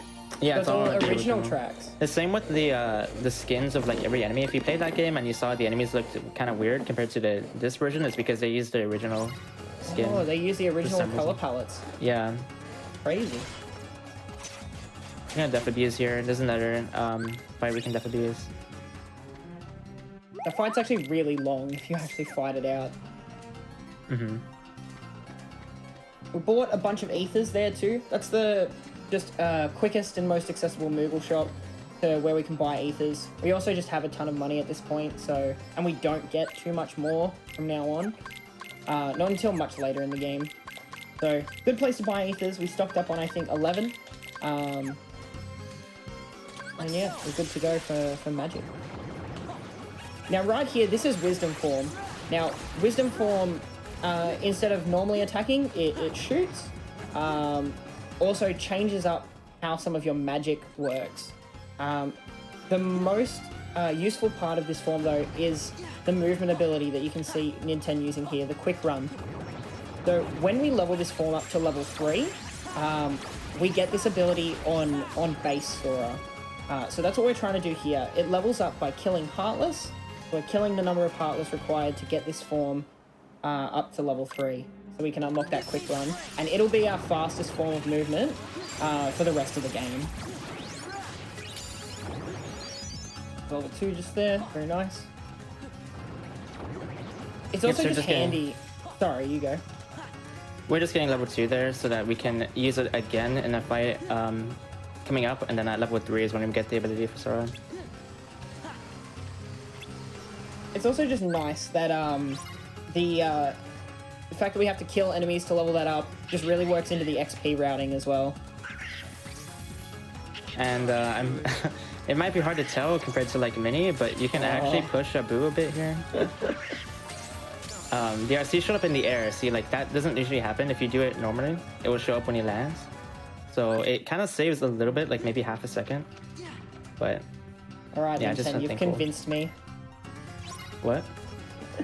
For the longest time, I did not believe Ninten that you could actually Yeah, it push the definitely monkey. it's for sure. But it does actually save time. I was gonna say, I thought Midget was a non-believer in that. Yeah, I don't know. I mean, evidence is Wasn't right there. unbelievable. Anyway, this is Calling Room, where all you have to do is kill everything within the time limit. Yeah, and the faster we kill the enemies in this room, the faster the platforms go away. So we've come up with certain strategies to just clear each platform as fast as possible.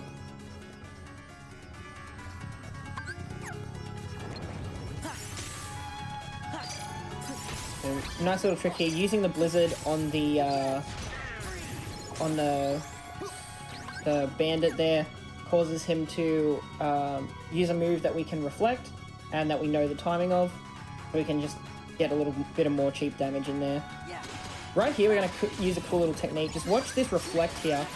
You'll see the reflect bullets actually followed Sora as he moved through the Trinity.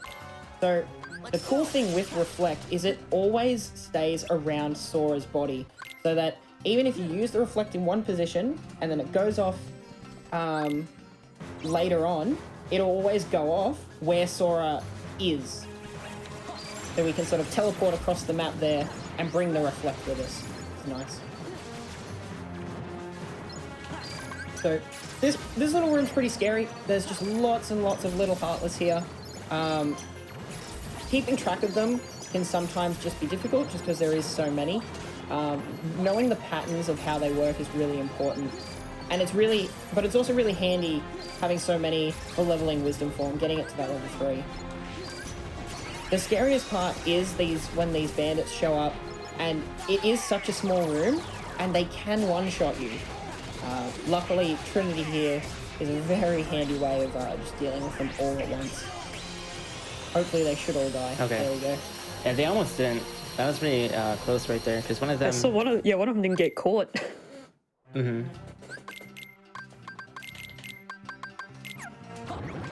The nice part is that because Reflect has a delayed explosion, that delayed part after you activate the Trinity also counts to the Trinity's number of hits.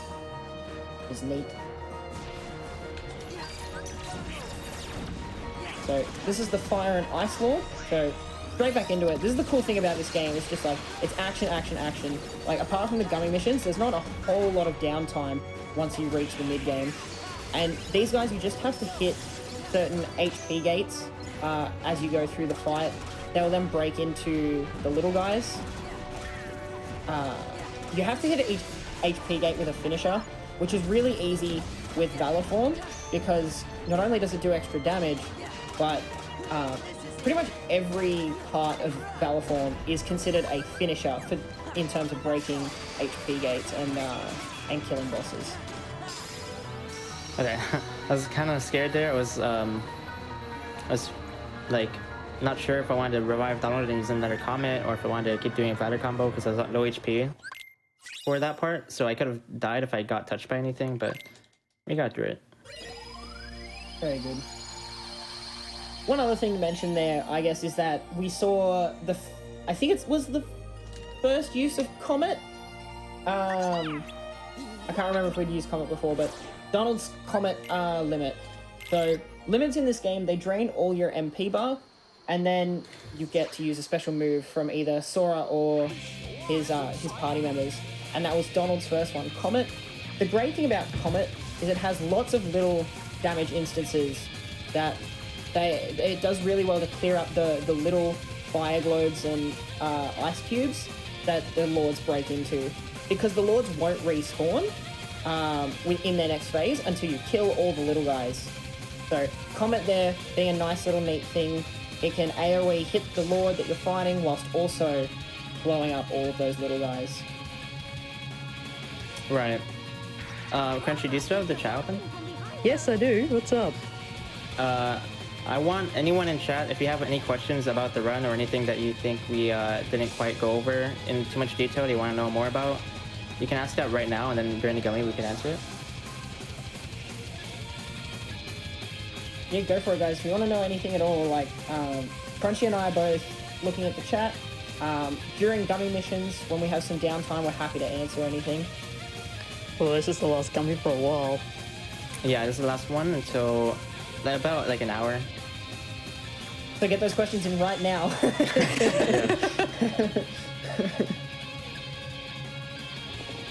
I mean, if there are no questions, then that means we did a good job, I think. Yeah. I think we've been doing a good job explaining everything. And this run has been okay. That one death on Hades escape was a lot of time lost, but aside from that, everything else has been pretty solid. Someone wants to know how your day's going, Ninten. My day's pretty good. I kind of have a long day today. I did a practice run doing this, and then Spike Vegeta is doing a rando tournament, and I have another, I have a tourney race right after this ends, like pretty much 30 minutes after the marathon's over. I'm gonna do a race. So I have a long day, but it's good. A lot of questions came in at once. Midget, you pick one. Alright, how is Ninten so good? Practice. They're like, this man practices and just, he puts in the time, he puts in the effort. Like, speedrunning, it's all about putting in the time, putting in the effort. That's how he's gotten so good at this game. I believe Ninten's been running since 2014. We can maybe answer like one more. Which KH you guys like the most to speedrun? I'm a KH2 fan. Ninten, I'm pretty sure you're a KH2 fan the most, right? Yeah, I like KH2 the most. KH1's like my second favorite, like beginner 90%. KH2's the only run I know out of the whole KH series. I mean, BBS level 1 can get pretty cool. Is there any other like quick one you can do, or isn't KH2 on PS5 faster? We've heard the loads are slightly faster, but only slightly. It's not overly significant when you consider a 3-hour long run. It's faster by I've heard about a minute, so it's like a really minuscule difference in a 3-hour run. IMO. Last one real quick, is it possible to use Berserk while in Valor form? No, because you cannot get rid of your MP. Honestly, that's like one of the most like heartbreaking things I've ever. It's so sad. Come to realize. We've it's all just so thought sad. about it. Alright, so now we're in Halloween Town. This is probably one of my favorite worlds, just because I love The Nightmare Before Christmas. That's probably my favorite Disney movie. Right here, we're going to Death Abuse again. The reason we summoned Genie there was actually to get rid of our party members. It's faster to just summon Genie to get our party members out of the way than changing them all through that party attack, Sora attack kind of thing. And also getting rid of abilities like Donald's Cure. Like, we just don't want to take the time to turn all that off when we can just summon Genie.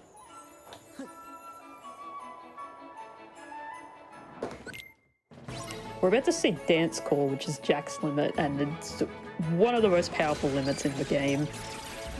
Definitely. So, Candy Cane Lane here is very scary because of these present boxes. But what you'll see here is Dance Call sucks all the enemies around you in. So he just pulled in all the boxes before they could start doing anything and just keeps them stun locked all the way till death. One thing to note there as well, Ninten was also able to do a slightly faster strat there because of him hitting the correct experience back in Port Royal, which he mentioned. He didn't have to get damaged on purpose to experience boost to get the XP he needed. Yep, and back in the menu, I actually equipped the XP boost because we can use it on. We start to get like worry more about EXP coming up soon, but I also put on a finishing leap, which you might see during Prison Keeper. It depends on what happens in this fight, but it's a really good ability that we'll be using a lot later on. Very handy ability, especially considering the fact that we have 2 finishers. So if there's a way we can then like use that powerful finisher along with another powerful finisher modifier, it really just starts to get your damage stacked up. Also, the great thing about finishing leap is its AoE. But right now we're in Prison Keeper. This guy has 3 phases, if we're lucky. He gets different attack patterns based on which child, lock, shock, and barrel he eats. He unfortunately started with the worst one, which is shock, where he goes up in the air. But what we're able to do with Valor Form here is because the finisher of Valor Form does so much damage, we can actually bypass one of his HP gates. And that means instead of eating all 3 kids before, like, in 3 different phases, we only have to deal with 2. So, right here, Ninten's doing a great job. Ooh, scary reflect there. That big swing, I think, takes about 90% of your health. So, or it can be a one-shot, I forget. It can one-shot. Yeah, I almost. If I had gotten here, I probably would have died, I think. But That was a really clean fight. Just stringing those combos together, knowing when the enemy would retaliate so he could get the reflect, and then carry that through with a Trinity to finish off the fight. That was really nice. yeah, it was really scary too. I was expecting Vader to auto-revert, but I had to manually revert it right there because I needed to reflect like ASAP before I got hit. Oh yeah, if you hadn't have seen that, you would be dead. It just speaks to your experience with the game and how well, like, you in particular are able to adapt different situations. That's right, away you go. Now we have Oogie, who is a very frustrating fight, in my opinion. Oogie, in every cage game, Oogie Boogie has just a very gimmicky fight. In this one, he's up on this platform. You have to hit a certain number of presents back to him to knock him down before you can hit him. You'll also notice Ninten use thunders at the start of the fight. The reason he did this was he wants to bring his drive gauge back up to 3. So he used thunders to still, while not damage, get drive, and also put himself into MP recharge, which gets your drive back even faster. Because right now he's going to start summoning enemies, and the theme with this game, if there's extra enemies in the fight, it sucks. So we summon Chicken Little here so that he can suck them in and stun them while we focus on Oogie and don't have to take too much extra time. Oh no, this is such bad luck. Oh no. These guys are terrible enemies. Okay. The odds of getting 2 of those is incredibly low. I haven't gotten that like all month, pretty much. Crazy. How often have you gotten that, Midget? I'm curious, because that doesn't happen often. Look, I want to say, in the amount of times I've done this fight, you know, it's probably like a 10% of the time kind of thing. Really? For me, it's like I barely ever get that. Yeah, I want to say it's about a 10% of the time kind of thing to get 2 Emerald Blues. Those enemies are just insanely scary. They can just stun lock you right into death, and you can't do anything about it, generally, if you get caught. So if Chicken Little doesn't do his job and pulls them in, it's Oh just my really god, a rough. 1-frame trick right there. You got the 1-frame trick. So normally that Yes. that window to move back to the middle only shows up for 1 frame before going through a whole nother cycle of spouting presents. Luckily Ninten got the little 1 frame there and was able to jump through that. Small little optimizations. I think I said you earlier, I hope you get that. Yeah, I didn't think I would get that. Right here, this lightning, you have to be very careful around so much in this fight. The lightning, if it catches you, will stun lock you all the way to the end of the platform until you die. The only way to get out of it is to use a limit halfway through, which is not always possible. The other scary thing in this fight is the fist that comes down is a one-shot. So luckily, we know when these things are going to come out past the first phase. So generally it's pretty easy to avoid, but scary nonetheless.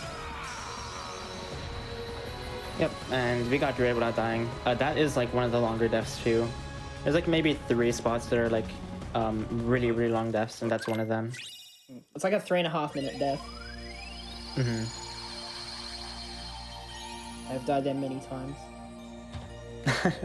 I thought I was gonna die when I saw 2 aerial blues. Or, yeah, Emerald Blues, yeah. emerald blues. Yeah, I caught an aerial blues.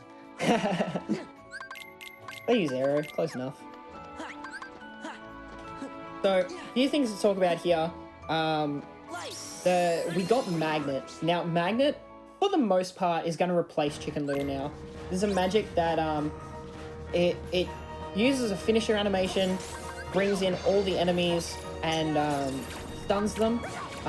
Doesn't always work on bigger enemies, depends on the enemy, but it's a very useful crowd control magic, and obviously lets us save our drive for other things.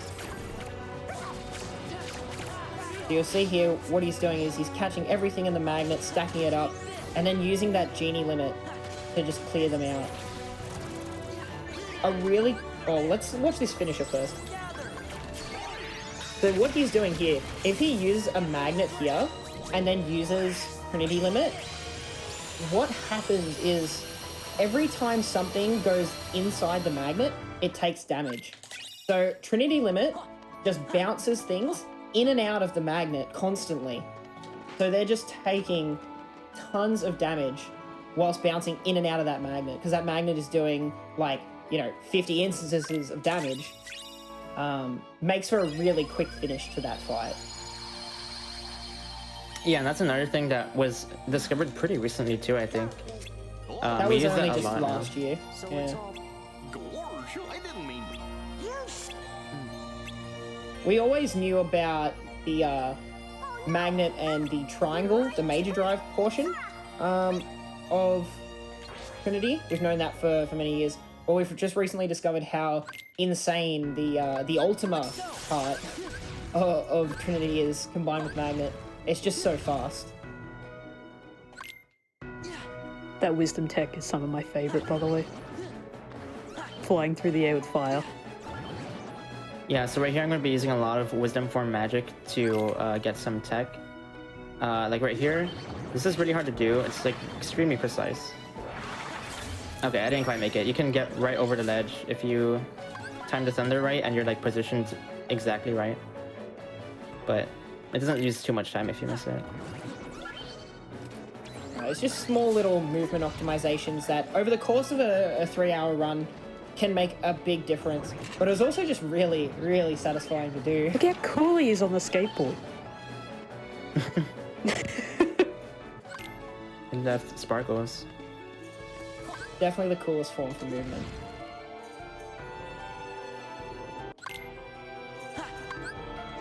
The wisdom form just changes how your movement works, or how your magic works, sorry. And I believe it has an ability that says you can use magic while moving, because base Sora is unable to use magic while moving. But there's an ability on some of these other forms that lets you do it. So it's just really awesome that we can then take that outside of combat and use it to just move through the levels.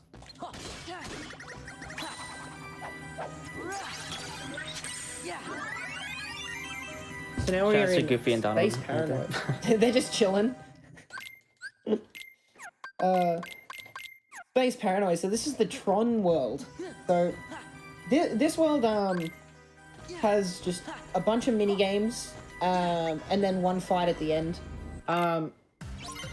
It's a really scary section though, because some of these mini games are very deadly and very costly in terms of time if you die to them. The first thing here, we just have to break this box to clear this mini game, which we can just do with a drive explosion. It's neat. But the thing that's going to be coming up soon, the scary part, is Light Cycle. Now, the thing about Light Cycle, it has two parts. The first part is a little random, but usually not too bad to deal with. The second part is consistent, but you can't heal, it's very long, and you get two-shot by every enemy. So it's very scary and sets you back like 2 minutes if you die. We just got our last drive and summon right after each other. We're not getting any more after this. True. Alright, And so then this is pick Light up Peter Cycle. Pan. Yeah. I didn't This is realize we Light got Cycle, them yeah. so soon. Yeah, it's crazy to think we don't grab anything else in Yeah, terms of for like an summons or hour drives at the end. for the rest of the game. Mm. So that was the first part. Just kill 5 enemies to clear it. We sort of just adapt to their patterns to kill them as fast as possible. But now this is the second part. Like I said, this is consistent. The enemies will always spawn in the same way if you do the same things. The neat little bit of tech that he's going to be using here is like, I don't know what you would name it. He attacks into these guarding enemies, and that sends him flying to the side, so that if he turns at the same time, like there, you saw a little one there. If he turns at the same time he gets bounced off one of those enemies, you get tons of speed going around that corner. It actually saves a decent amount of seconds. I think we got another one coming up here. See if Ninten can get it. There we go. That So you was see clean right there. he shot around the corner. So nice little neat trick there. That one we only found like what, 2 years ago? That one I'm not so sure about. I don't I know know. there's one right here I can do that I didn't used to go for until like really recent. but it's dependent on if that that enemy will do his shield, because he can do either the shield or the lunge attack.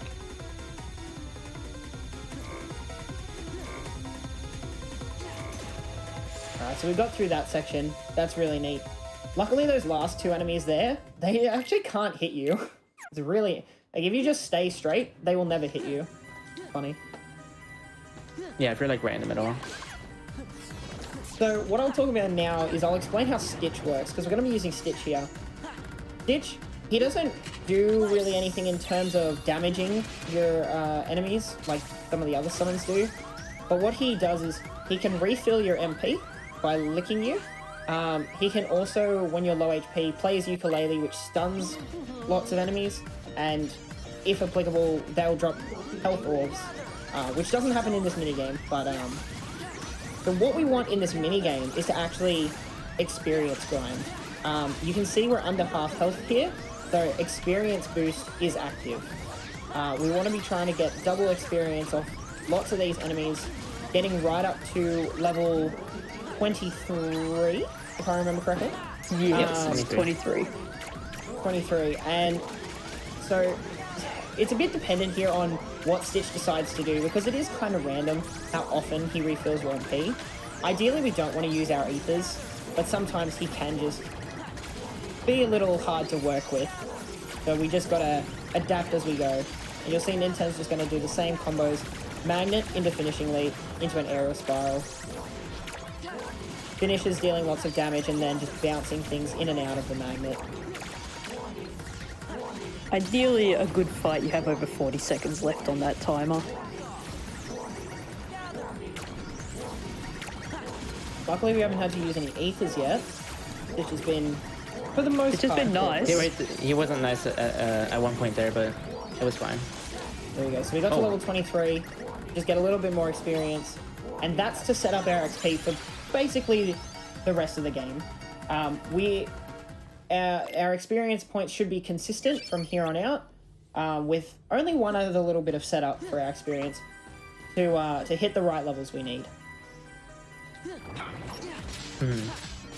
So now we just move on to the boss of this world and we'll be out of here.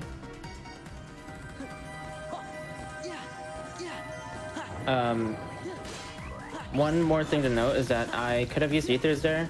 So our ether route in this category is actually really lenient. Like, we have a lot of extra ethers, so I could probably use like 4 and probably be okay. It kind of depends on how much money I get too, but we have a lot of ethers to work with, which is really good.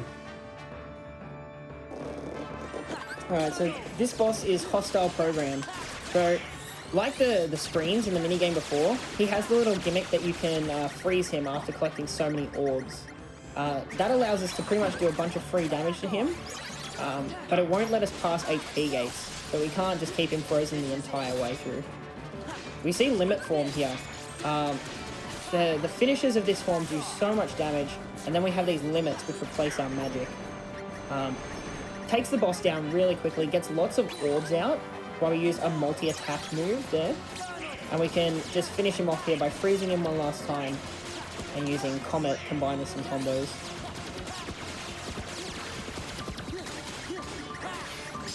Oh my god, that was very good. close. That was close. You nearly died. If he had like 1 more HP, I think I would have died right there. That's just what a lot of these boss fights are like in this game. Yeah. A lot of the strats are very tight.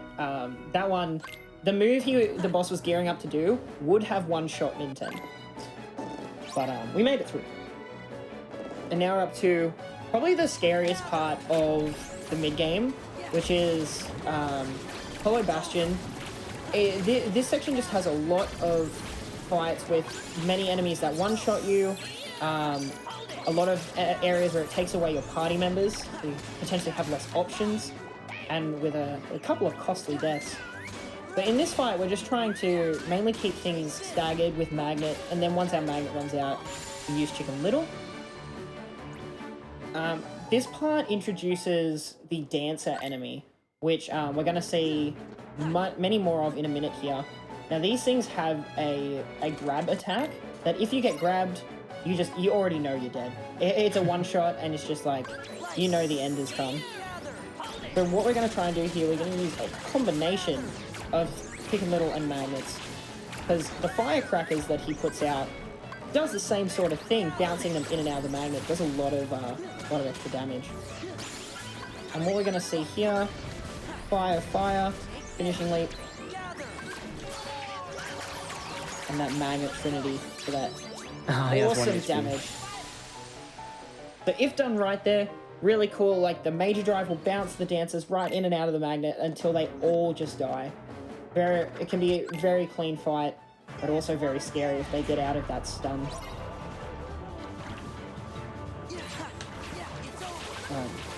Demix. Crunchy, are you a fan of Demix? In what sense? He's my favorite male character, but his fight is very, very frustrating.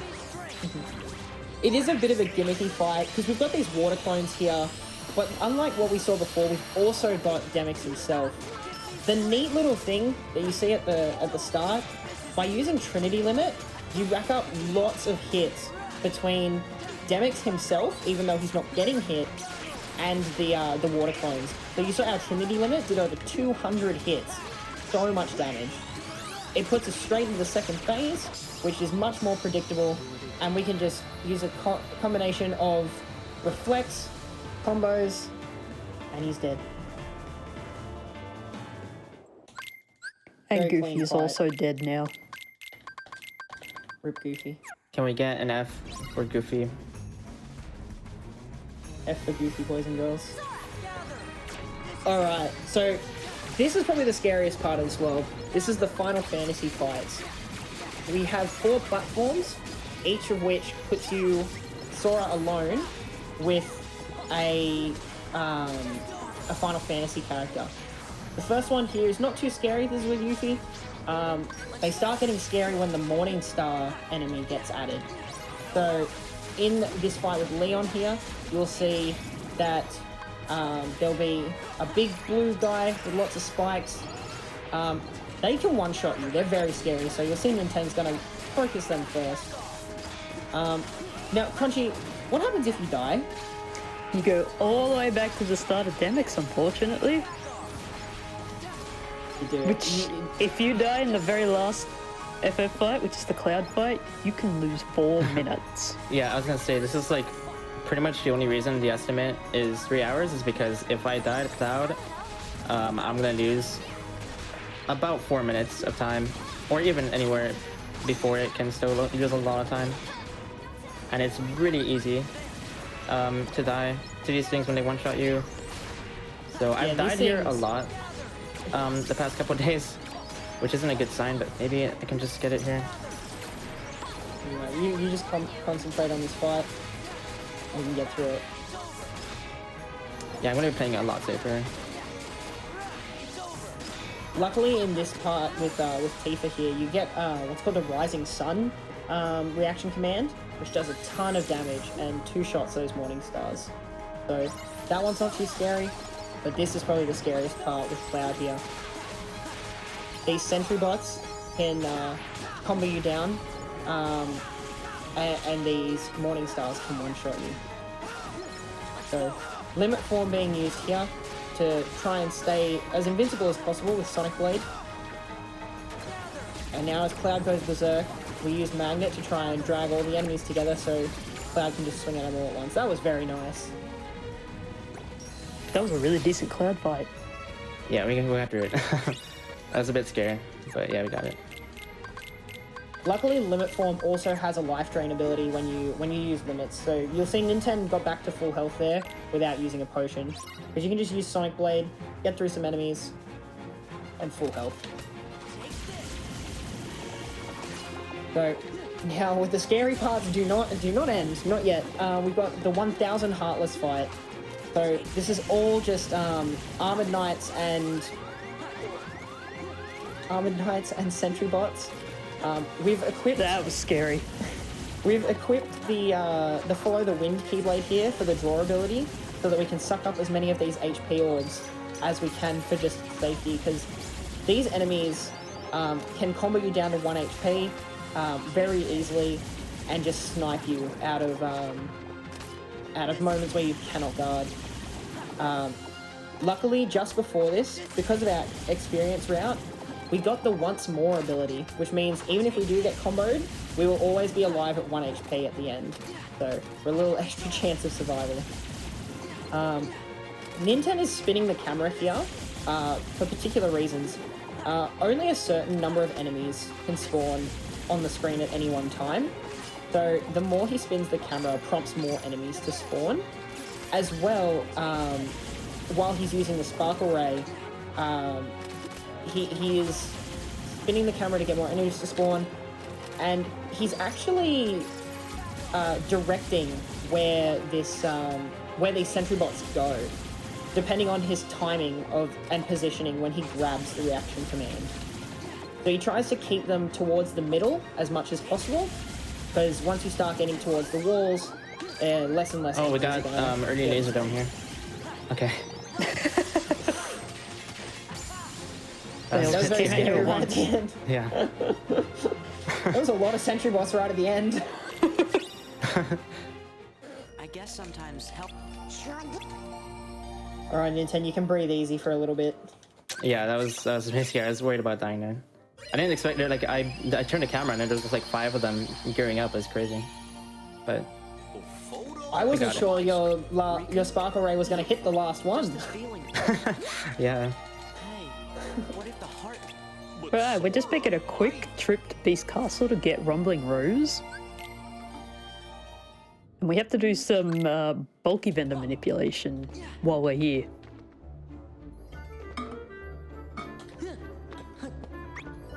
What Yeah, so bulky to speak. vendors are, is they're bulky vendors, what they are is, it's a particular enemy where you just use a reaction command on it and it gives you a bunch of experience. So what we can do here, we actually learned a few years back that if we enter a room where a bulky vendor would normally spawn 3 times, it actually prompts all the other bulky vendors in all the other worlds to guaranteed spawn the next time you enter their rooms. And because they give you like 1800 experience every time, we want that. That means we have to grind a lot less to actually get the levels we want by the end of the game. Because level 30 is going to be a very important strength increase towards the end of mid-game. So right here you'll see Ninten entering and leaving the room 3 times before moving on. Yeah, you can actually get a bokeh to spawn right there too. If that happens, you have to do it an extra time because the first one doesn't count. But I got good luck there.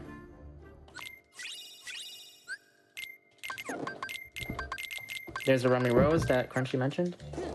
And now we're gonna leave.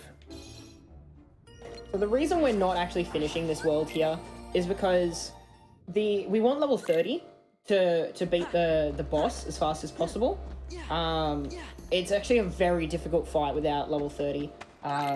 You have to do basically the same stuff you would do on level 1. The other reason is just because the Rumbling Rose Keyblade has the Finishing Plus ability. That, tied with the other Finishing Plus that we got from just playing on critical mode, means we now have 3 finishes that we get to play with, which is very powerful. We have a lot of damage potential. Yeah, it's one of the best things about KH2 IMO is how many different combos you can string together when they have a lot of tools like we do now. At this point in the game, we can do a lot of crazy combos. Like I'll be doing a lot of things with this Running Rose that we wouldn't be able to do without it. So this is the Grim Reaper fight. The gimmick of this fight is he works on what we call flinch count, which means every time we have staggered him 10 times, he will attempt to teleport away. Now, because of the Port Royal fun, freezing him will keep him in place and prevent him from actually teleporting away. So we try to know when he's going to teleport away and freeze him before he can. Otherwise, we're just chasing him around the map the whole fight, and it becomes just a bit of a pain. So here we've got Master Form doing its dazzling dazzling thing. Master Form is all focused on aerial combos. So we've got the Hero's Crest equipped to that form, which increases the damage of our aerial finishes. And the Rumbling Roar is giving us 3 aerial finishes, which is insane damage.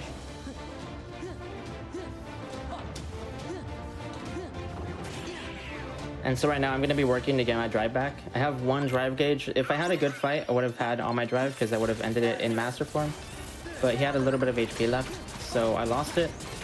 And now I'm going to be working to get it back because we need full drive for the last boss of this visit. One small thing I want to make note of there. Ninten, you whiffed a hit there. That was intentional, that whiff. Because with that gambler, you need to do, I think, 1, 2, 3 thunders on him, and then a magnet into a trinity to kill him. Now, if 2 of the 3 of those thunders is a finisher, you don't have to wind up the end part of Trinity to kill him. Just a small optimization, but neat little trick, whiffing so that you make sure one of your thunders is a finisher. Yep, and we don't have Combo Master, which we'll be getting later, and with that, you can do a lot of similar stuff. Like, right there, we're kind of artificially making the combo continue from without having it, but like, when you have Combo Master... Oh no, I didn't summon.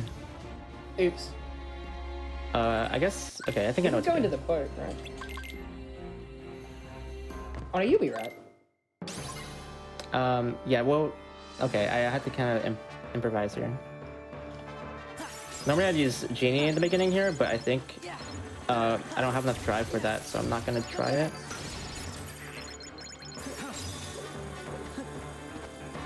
I'm gonna do like a really old strat. This is like from 2014 or something. I still do this strat. Oh, really? I didn't know that. Yeah. Oh, would that not work? Okay, he does that sometimes. He just teleported for no reason. He wanted to have fun. So the trick to this fight is the boss, when he sucks up the medallions, he's actually invincible. You can't damage him, but magic will knock the medallions out of him. So what we need to do is actually knock out all of the medallions and put them back into the chest before we can actually finish him off. So Ninten's gonna do some magic here.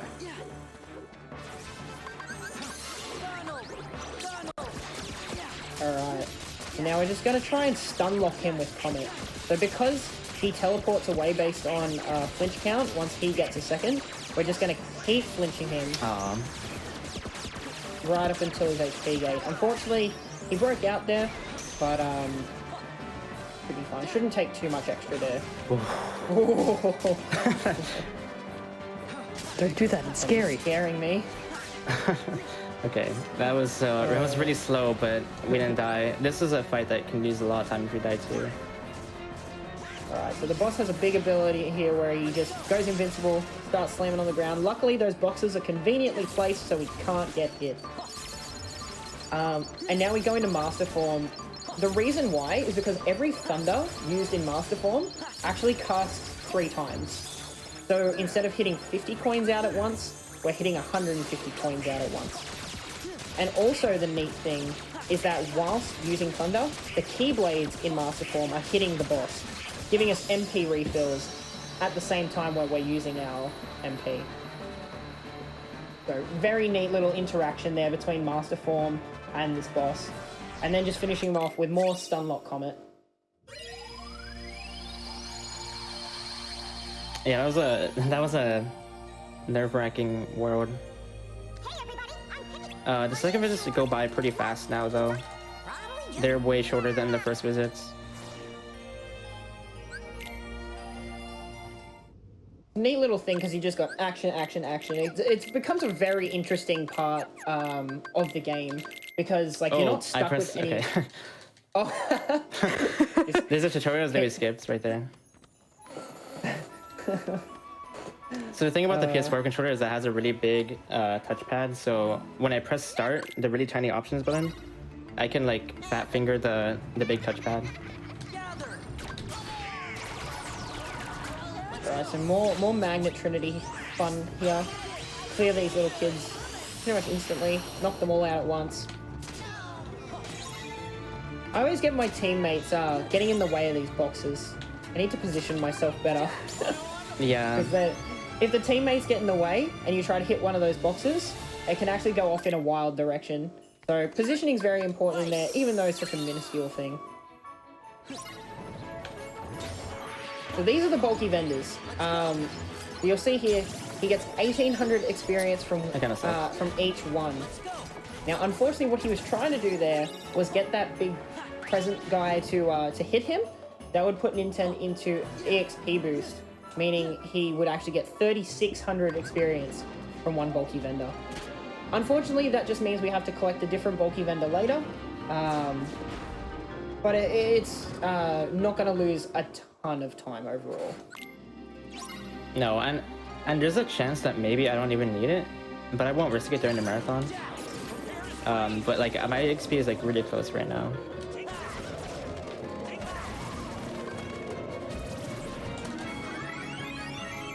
Alright, nice little mini game there. Combining the reflect with the fact that Jack's limit sucks all the enemies in, so that the reflect can hit all of them at once. Nice little tech there. And now we have RNG. Yeah. Oh, I got 3 right there. Okay. We might get lucky and we might see a gold box. This minigame has 4 boxes, the little tiny red ones, the kind of bigger yellow ones, much bigger greener ones, and then giant gold boxes. Like that one! Oh my and that god. one! Oh my gosh! Going pretty good. Wow, that was a really, really good minigame. That was insanely good. That's crazy. Because normally that minigame, it's random which presents come out. And obviously you want the bigger ones because that fills your score up to 100 quicker. But that was crazy. We actually got so many big presents. Yeah, that was... So like, only 2 kids that came out at the very end, like as the game is fading out. Normally, like if you get really bad luck, you can get all 3 to show up. Now, this is my favorite move in the game. This is Duck Flare. So you'll see there that ability with all the little rockets there. That's Donald's Duck Flare. In this version of the game, it lasts way longer and does so much more damage. So what we're going to do with this boss is just Duck Flare, Duck Flare, Duck Flare 3 times. So you see, using some ethers, get another Duck Flare going. It keeps the boss stunned while allowing us to just wail on the boss. A little neat combo here so he doesn't get hit, and then into a third one. You need to make sure you're careful about breaking his last HP gate here. Duck Flare's crazy, man. Yeah, it is. For some reason in English it lasts twice as long. Yeah, which makes it very useful. That's like a version difference, but that is something that existed in every English release of this game. We don't have any explanation for it. It's really weird. But in the original JP version and in every other JP version, it is much shorter, so we wouldn't be able to do like half the strats we do in endgame here. I'll be grabbing this book. PS3, I love Duck Flare.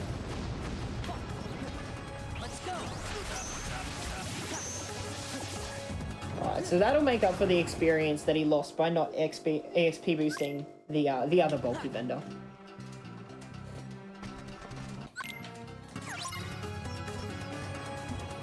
We have this carpet section, which unfortunately does take a long time to get through. This fight is consistent though. Oh no, it's not. Never mind. Except when Never that happens. mind.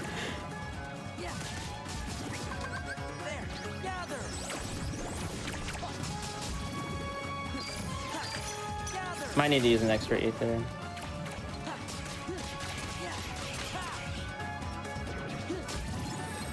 Okay. Yeah. Pretty slow. I didn't want to waste it at ether. Now we have to chase Shadow Jafar, who takes the same path every time, so you can kind of just get ahead of him a little bit.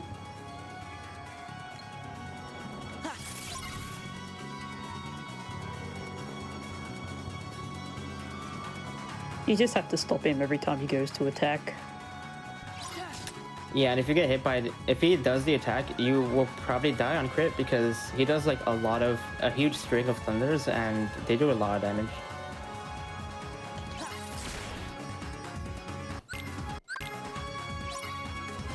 Now we're just gonna head up to the tower right here. We don't have to wait on Jafar, we can just beat him there and the game continues. This fight should be consistent, I think.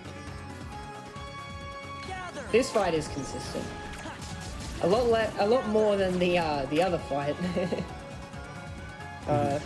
Right here, we're just using magnets to try and stun up guys as much as possible. And because we know that enemies retaliate automatically when they come out of a magnet, we're just going to use Reflect to get some more damage, protect ourselves, and keep everything just under control.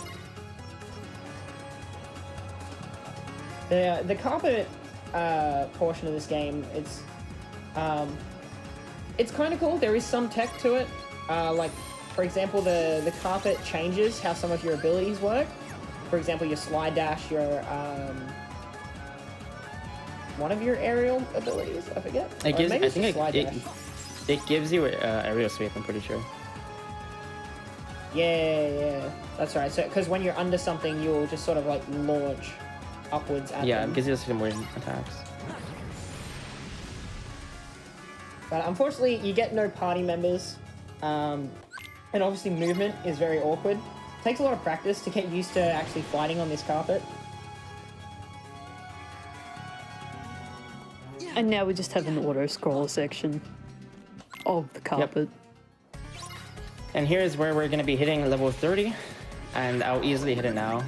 You want to be like pretty much at level 29 here. You can maybe be at 28 if you have like just 100 more for 29, but I'm already level 29, so I'll be fine here. And one fun fact, you can't EXP boost here, because if we could EXP boost, then we could probably cut out the Poke Vendors and just EXP boost on this fight, but for some reason on the carpet, I guess EXP boost just doesn't work.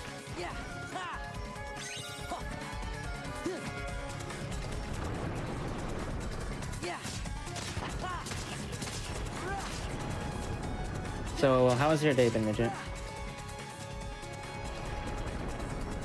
Oh wait, he's muted. He's muted, he's Crunchy, gone. how has your day been?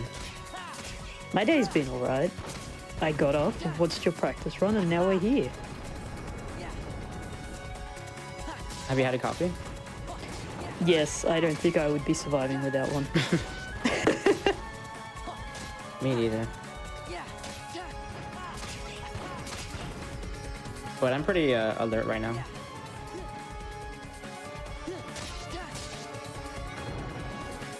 So we're about to hit level 30 right here. Only 100 more EXP. And there it is. Nice. Do you know what happened with Midget? Probably around to the bathroom, I would say. Oh, okay. That's my guess. Just I'm hoping he knows that he's muted on Discord. One fact, you get hit by that pillar right there, and I almost died, but for some you have enough iframes that you can go through the last one. So I like to do that just to be. Welcome back. Oh hey, welcome back, Midget. Oh, hi. You disappeared right as we asked you a question. I knew that was going to happen. Sorry, really needed a bathroom break there. This is a very long run. That's fair. What was the question? I was just asking how your day's been. Oh, my day has been good. I woke up shortly before we started this, and I'm very hungry. You went to get cereal. I'm gonna go eat some good food after this. But first we have Jafar. So another fight on the carpet. With this fight, we have to take out his stomach. That stuns him, so we can hit the head. His head is the only way we can actually kill him, not by hitting his other body parts. And what's going to happen here is Ninten's going to do particular combos so that he doesn't cross HP barriers when he doesn't want to. Otherwise, Jafar's attacks become a bit wild and unpredictable here. What we're hopefully achieving is we're getting him to a certain HP and then doing a second form of stun lock from this reaction command. And then we should be able to kill him before he gets back up and does his all big time-wasting moves. Yeah, if Jafar uses his desperation move, he can spam it, and it makes it very difficult to get out of the fight. Yeah, Alright, and we good can fight. explain what desperation move is. We refer to a lot of that's what we call a DM. That basically means that the boss uses his ultimate move, and they'll be invincible during it. And pretty much the screen will usually go dark when it happens. And we want to skip as many of those as we can. We have a lot of strats set up specifically so that we can skip that DM from like every boss. But there's a couple that we can avoid. Maybe like 1 or 2. So now we're back to finish off Beast Castle. Now that we're level 30, we have the strength stat that we want to actually take out Zaldin. Oh, Dragoon's going a bit up in the air there. He went really high. So you can probably notice that we actually do quite a lot of damage to these enemies, and that's mainly because this world has just such a low battle level compared to where our strength stat is. But now, what we've got to do in this next fight, he's a very reaction command based fight, so we're going to make sure we're in a form with 2 Keyblades, so we get the double strength stat, and we're going to try and get 9 jumps here. That is very scary every single time. Alright, so 9 jumps. We used to do 2 lots of 9 jumps, but because of Duck Flare, we're actually just revert here, activate Duck Flare, keep him staggered this whole time, and look at the HP go. Bye-bye. He just got deleted very quickly. Very awesome strat to watch. I know, like, as a kid, that fight took me hours upon hours upon hours, and I'm pretty sure 4 uses of Mickey Mouse just to get through. So it's very satisfying seeing Zaldin done in such a way. Yes, Casually Zelden is one of the hardest fights. But this is our last second visit now. After this, we have the last command mission. That is one thing to mention too, is that you can get Mickey more often on some fights. Like I think Zaldin increases your odds for that fight in particular. The devs realized he was hard. Yeah. Alright, so this is Riku. The annoying thing about him is he has this particular move which he's using a lot of right now, which just sends him flying across the map. Makes him really annoying to just sort of keep stable. He doesn't stagger at all, so we just need to really make sure that we're not getting hit out of our combos whilst still trying to keep up with him. Yeah, that was a really bad pattern. He just kept doing the lunge attack. You just can't move as fast as he can. He just moves really far, so it's hard to keep up with them. And you'll see we're not doing the save warp this time. That's because when we revisit the world, we have to re-unlock all of the warp locations. So we don't have that original warp location anymore. So we'll just use Wisdom Form to get down here, and we're going to use a nice little magnet into Trinity to clear out all these enemies in the courtyard. Now, as I mentioned before, Trinity is really random. Okay, this should kill. I got 300. That's a 300 lot will of hits. definitely kill. Yeah. There we go. The ideal, not that you can control it, but the ideal is you hit just enough hits so that the finisher will kill them right as they have enough HP for the finisher to kill them. Because the initial hits that come out, the other really small hits, come out obviously significantly slower than just a big chunk finisher. But as long as you kill them, you generally don't tend to worry too much.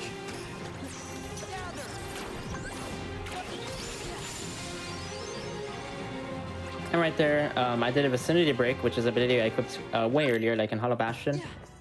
So I hit all of the nobodies with that vicinity break. They all retaliated, reflected it into Magnet Finishing Leap. I killed them all with the Area Spiral after, then I reflected the next snipers when they spawned and did the same thing pretty much. Yeah. Alright, so this is Storm Rider.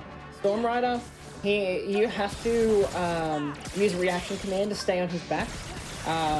Otherwise, he will do all these erratic movements, you'll fall off, and you pretty much can't hit him from the ground.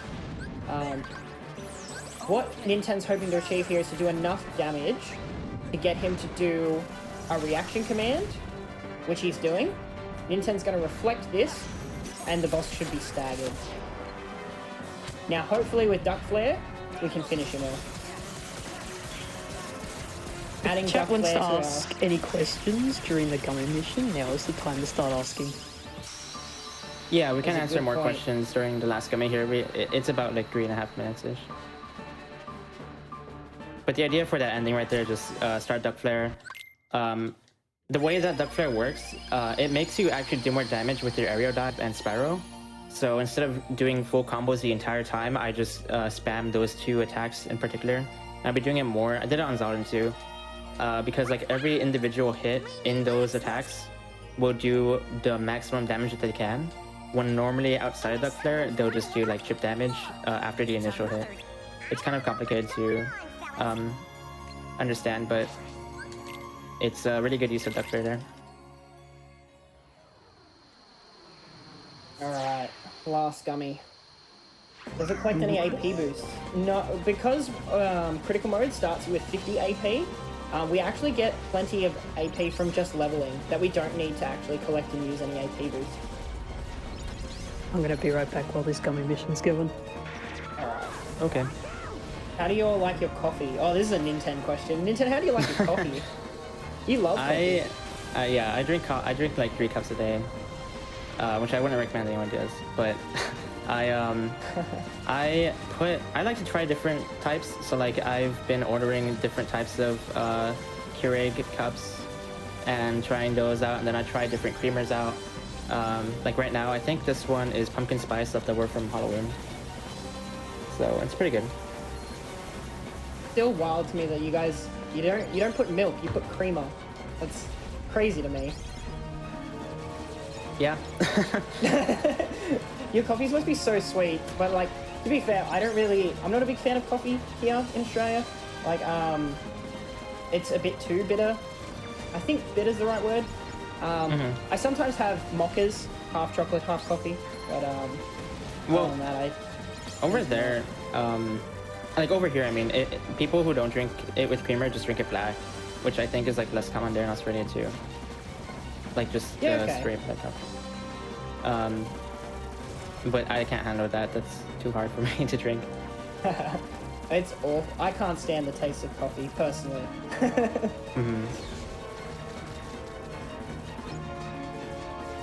Ninten, what's your favorite track in KH2? Favorite track? That's a hard question. I'll say a top 3. I like the song that plays when you fight against Axel, the final Xemnas theme, and the Hollow Bastion fight theme. I'm a big fan of Darkness of the Unknown, but the Armored Xemnas 2 version. That's my favorite in KH2. Yeah, that one's really good. Alright, we have another question. How much could a woodchuck chuck if a woodchuck could chuck wood? A lot. There you go.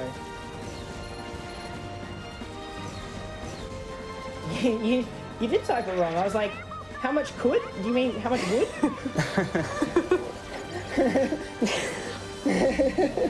That's what tripped me up there. Oh goodness. Ninten, are you gonna get hit by the final big laser of this gummy and die? I'll try to avoid it. Also, one more thing. I want to say a shout out to the rando community. If you guys are interested, if you guys have seen like Zooter, I think is how they call it, like OT rando, and like MM rando, all the Zelda randos and Mario randos and stuff, we have a rando for Kingdom Hearts 2. And if you want to check that out, I think we've done, GDQ Hotfix has done like a few shows of it, I think, so far. But you can check it out. There's a Discord, it has a lot of members, and everyone's very welcoming. So I'm sure if you look for it, you'll be able to find it really easily. There's also been some strats for KH runs found in the rando. Yeah, there's some things that I learned that I didn't know because of the rando. This game has too much to learn, man. There's so much depth to this game. I'm still learning things constantly, and I've been speedrunning this since what, 2015? I think 5 years now. There's still things That's I'm a long learning. time. Which is the worst KH game? D2D is going to be mostly the answer. Ooh. Well, I don't know. There might be a lot of DD fans in chat right now. So I've just gone through the underground concourse of Twilight Town because it's actually faster to go through there than walk all the way around just to get to the mansion. The woods, the scary woods. See that sniper bullet there? That can one-shot Ninten. Luckily you get iframes from summoning Genie, so it went straight through him. Alright, so here's a really cool interaction here. Much like how Magnet and Trinity works, so does Magnet and Genie. So right now we're using Master Form Genie with Magnet. Genie will suck all the enemies into the Magnet and then hit them whilst they're in the Magnet. Doing that in, out, the Magnet's constantly dealing damage. It makes for an insanely fast fight.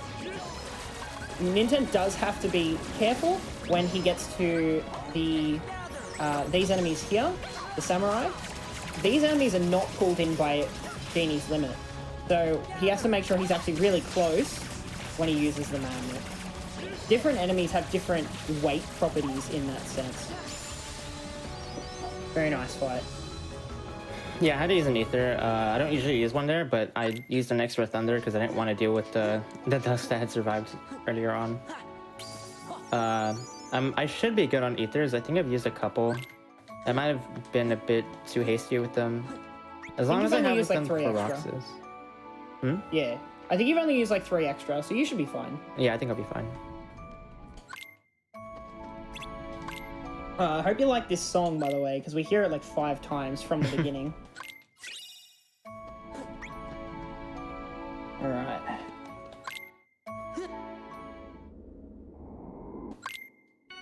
This is the Axel fight here.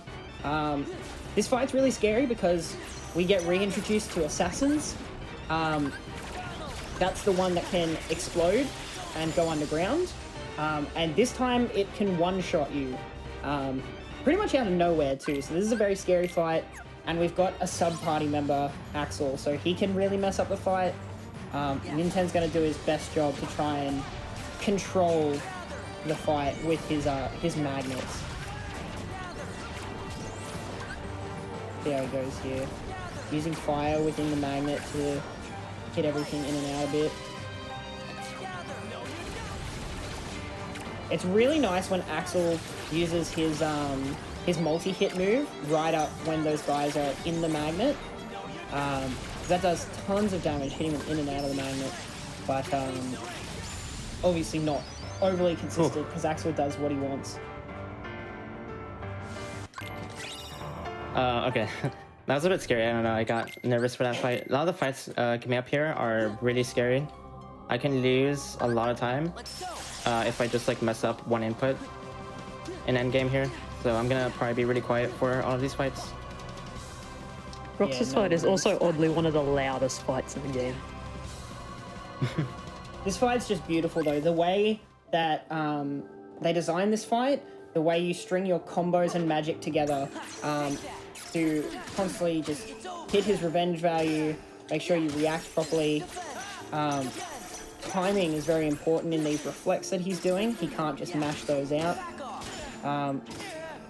feel like this fight just sort of speaks for itself. There's so much going on. It's just beautiful to watch. Another Zen Tetsuken. Right there, we're parrying all those hits with R's. We guard the final hit so we can get another Zen Tetsuken in. Now we're going to force some retaliations. Air combo, Thunder Reflect, Magnet Reflect into Trinity. That was beautiful. Good fight. Absolutely beautiful.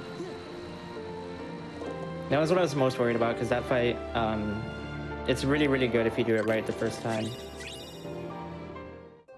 It looks really cool. Like, it's one of the best looking fights, IMO. Definitely the most fun fight to watch. And but it's not an easy strat either. So the amount of technicality that goes into that particular strat is actually insane. It's very impressive.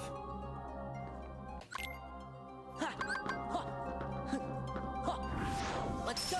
So now from Roxas we got the 2 become 1 Keyblade, and I did say we would avoid anti-form earlier. What we're doing right now in getting anti-form is actually avoiding anti-form. So right here, our anti-points are really high, so we actually force anti-form to happen twice, so that we can reduce our anti-points, so that for the rest of the game where we want to use forms during fights, we have no chance of seeing anti-form at all. Unfortunately, it does mean that we have no chance of getting final form. That being said, final form unfortunately does not really speed up the rest of the game, so we don't need it. Zigbar is a very spooky fight, by the way, so Ninten probably won't talk at all for this.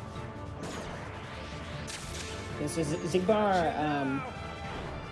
It's a very interesting fight. He's always in the air, so we've equipped the Hero's Crest Keyblade to boost our air combos.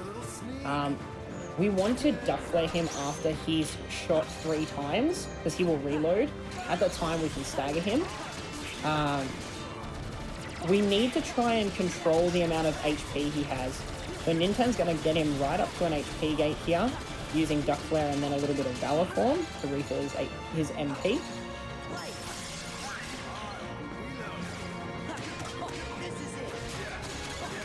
And now, hopefully, he will reload here. This fight is tight enough that Zigbar will only reload 3 times before he dies.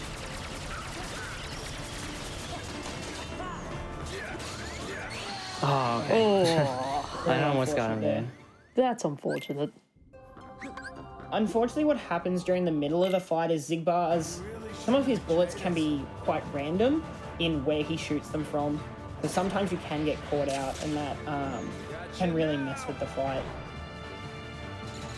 Yeah, so basically what happened is that he teleported really far away from me, and I was also in the air, getting staggered. So you need to have time to prepare the duck flare from the ground. But he shoots really fast towards the end, so I didn't have enough time to do it.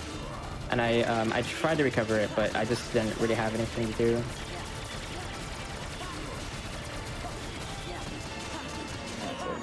Trying to do the same sort of thing again. Okay, a little safer this time, he didn't go as far away, so we get that damage off with Valor Form. Prep the duck flare, wait for him to reload on the second one, otherwise we pass that HP gate, and Ninten should be good from here. Just combo him, stun lock him with the duck flare. There we go. That was a great refight. Mm-hmm.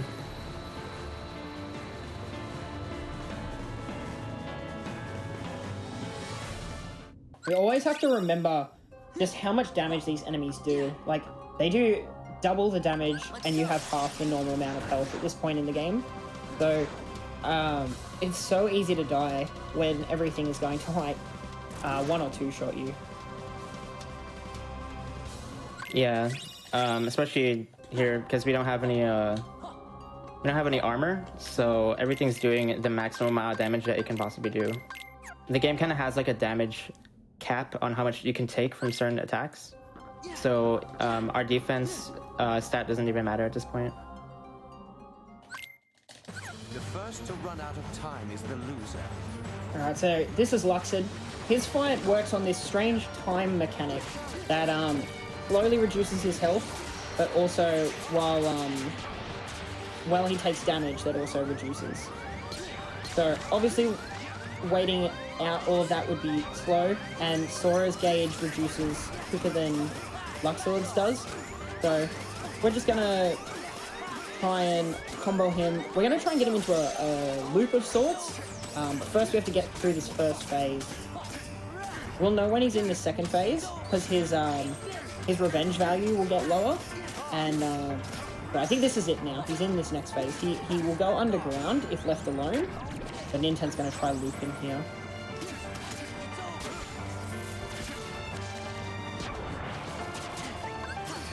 Unfortunately, This is with all pretty those bad. cards, Oh my god.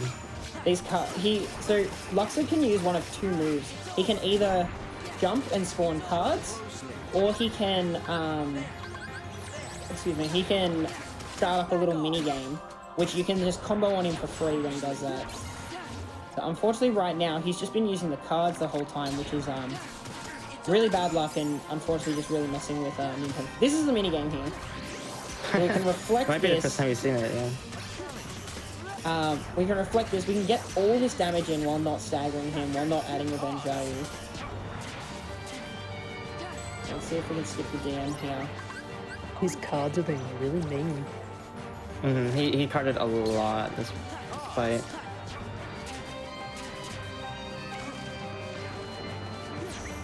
Okay, I have to take the DM.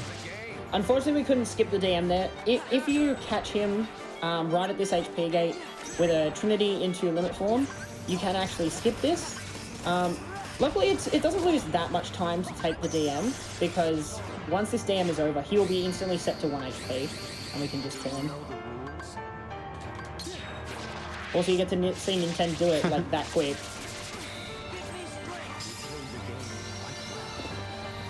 Alrighty.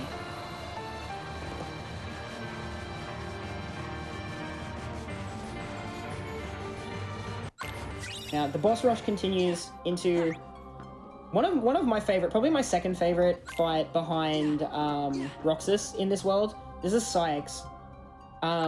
He has this gimmick where he can berserk, where he only takes 1 damage from every hit, and he just starts going wild, doing lots of damage, doing lots of crazy attacks. And you need to use this reaction command here to knock him out of it. What we're going to try and do is hopefully never see that again outside the opening of the fight. We're going to use a lot of Duck Flare to do it. And a little bit of Master Form, if I'm remembering right. Here we go, some Reflect.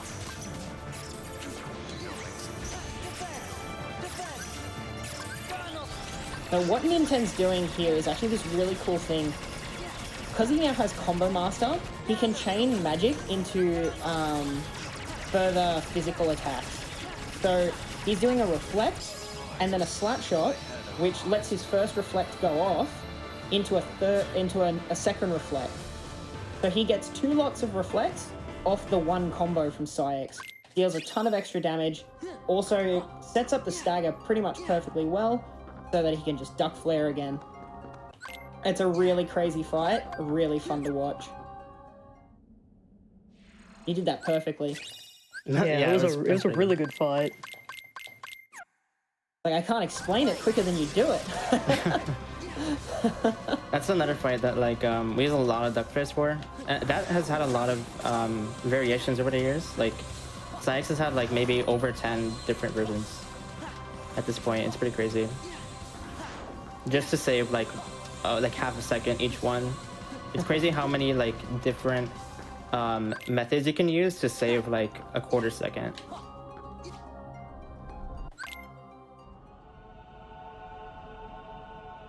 We just got given Riku as a party member and immediately had him taken away for this fight. That's true.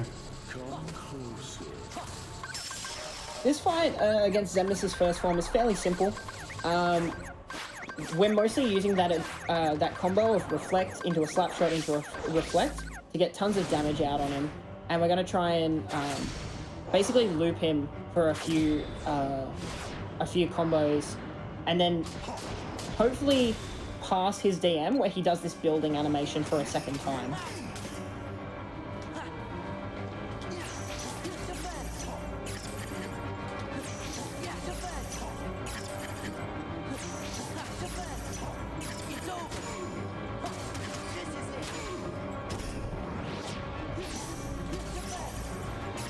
he's looped correctly, he should do the same sort of move, just over and over. Yeah, we don't like him being up here though. These stairs are really bad because it can mess with his positioning. And if he falls in certain spots and, I guess, unstaggers quicker than we would like, he can just DM out of nowhere.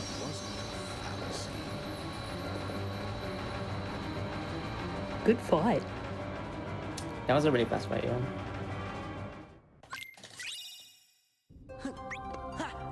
Alright, we are into the final fights of the game. So we've got about 13 minutes left. About 11. 11. Yeah. Right, it's 13 on PS3. I'm too used to PS3. Oh my god. Let's go. Yeah, we got a few different fights here. One gimmicky fight, but a lot of cool strats, which I'll explain as we get there. This part is just mashing RCs. Yeah, you can actually skip.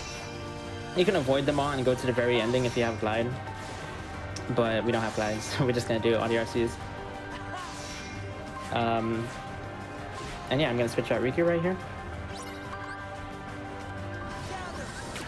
Yeah, we still have no use for Riku. Not yet. We'll be using him at the end. Right here, we've just got to hit these bombs. They only take one hit and then they go into this reactor. It's pretty easy to knock out the reactor before it shoots at you. It does a lot of damage too. It does do a lot of damage. Probably one-shots you on crit. But yeah, just using the form here, mostly to refill our MP, but also to set up for the core. Because Master Form Magnet has this interesting mechanic where it hits multiple times, which triggers the core to spawn enemies early. So normally you would have to hit an HP gate here, but we're just going to spawn these enemies really early. Gonna use a Magnet Trinity to get back our drive gauge, and also kill the enemies real quick.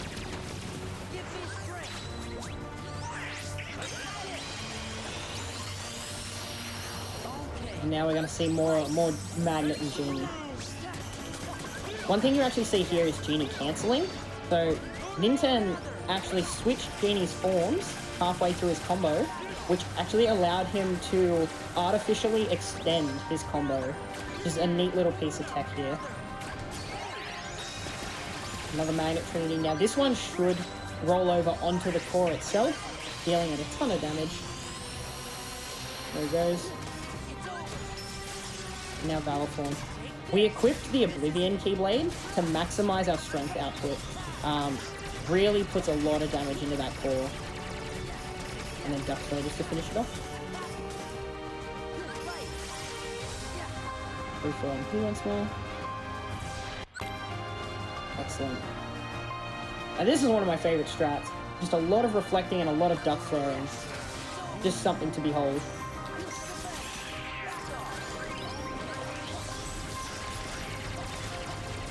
Now that elixir that I mentioned way back in Timeless River is used in this fight.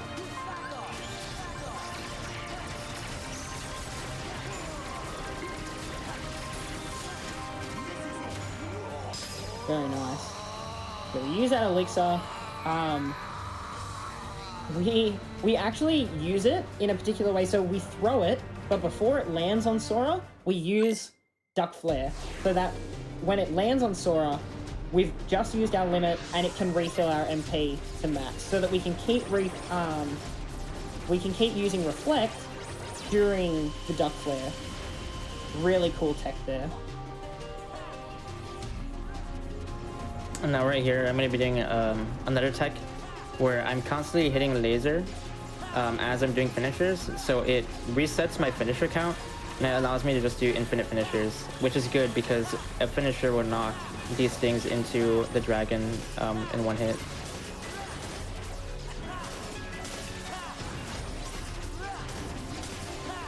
It's similar to the Genie cancel before, as like an action from another party member or a summon or something is able to cancel Sora's combo and just like I said, artificially extend your combo. He can do this infinitely here with this with Oh, the lasers. why didn't I do that? Whoops. Oh, you pressed the triangle button. That's I pressed the triangle button. Usually that's good in KH2, but not right now.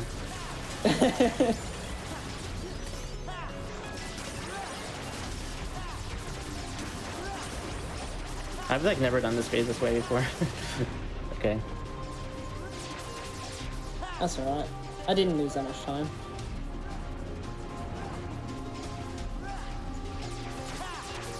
The dragon fight's pretty boring to have to sit through.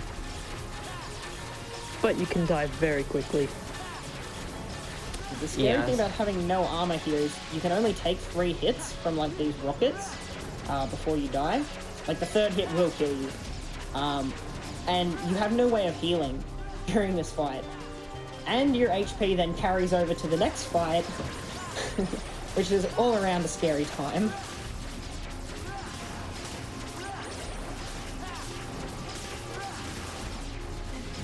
Oh no. Am I in 1 hit? Am I gonna die? I think you can get 1 hit here. Be careful. Should I laser through it? I don't know. Nah. Oh my god. Oh my goodness. Oh my god. Well, There, told you you'll be right. 1 HP. He's fine. I'm impressed that you knew that I wouldn't die from that. Look, I've died to Dragon a lot. I've had to learn the thresholds of how many hits you can take a lot.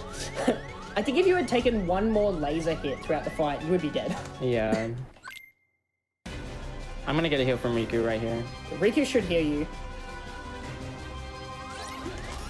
Luckily, he used his potion and not his his MP. ability, yeah. So that means we can actually finish a cancel using his Dark Aura ability.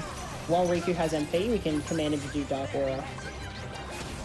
You'll still want a potion there though, because you are still in 1 hit range, even at that health. Yeah, because we have no thunder resistance. Yes, that barrier the does a lot of shield damage. will heal you. So normally here is a little neat trick. If you aerial dodge and glide immediately after those building RCs, the lasers that he normally shoots at you, he just won't. So that's just something you just don't have to deal with.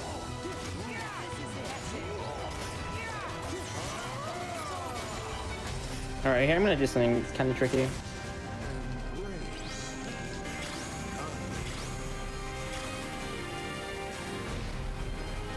We jumped over the lasers there. Want to explain, Midget? Yeah, do you know what happened there? Well,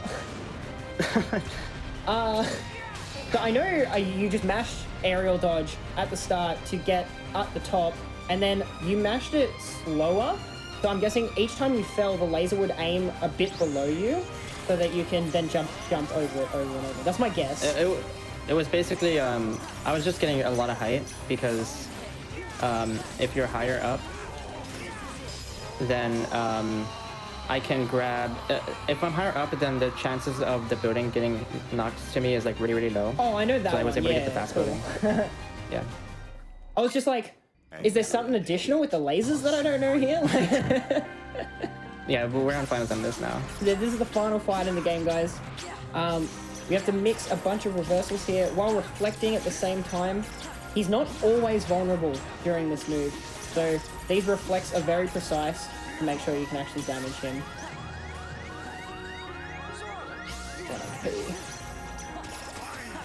It's okay, Riku came to the rescue.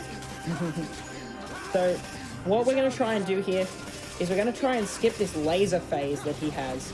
So Xemnas has an HP gate where he's, I think, got 4 little balls of health left. So we're going to push him right up to that, wait for a retaliation and go into limit form, and now hopefully push him past the laser phase and force him to do that grab move again, which is just way faster than going through all the lasers. Very nice. There we go. So now, as long as Ninten reflects correctly here, we should push him right to the end. Right into Laser Dome. and that's it. Okay. So now, gotta mash. You actually don't need to mash as hard as you think you would do. But just for safety's sake, I know I particularly just mash really hard. Yeah, I know. I match all the way Yeah. through it. Particularly when Riku is at 1 HP, because if Riku dies in this section, he can actually, like, you die. You straight up have to start the fight again. Also, fun fact, if Riku dies on the very last laser of the laser dome, you get to see him T-pose right before you hit the continue screen, which is pretty funny.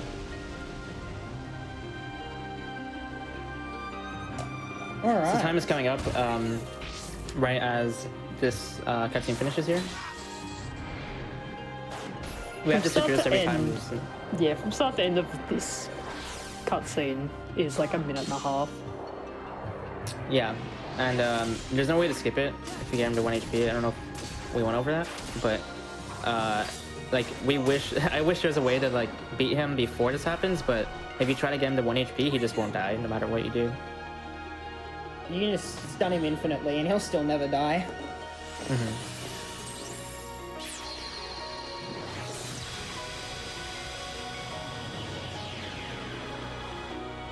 And where time's coming up, that's time. Time.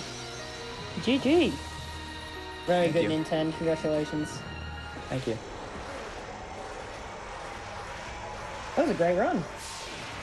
Yeah, I was pretty happy with it. 255. Aside from the deaths, we had some costly deaths in there. We did it! So is there any more time for me to show off anything? Too sure of that. Okay. I'm gonna reopen the game here real quick. This will be So fun. this might be something that you have seen before, or maybe not. I think it's like a lot more well known now, but I just want to show it off because I think it's really funny. So I'm gonna be loading a save file that is 100% done with everything in the game on critical mode, and you can do this with any file that has this unlocked. But I'm just gonna be loading a file that I already have completed.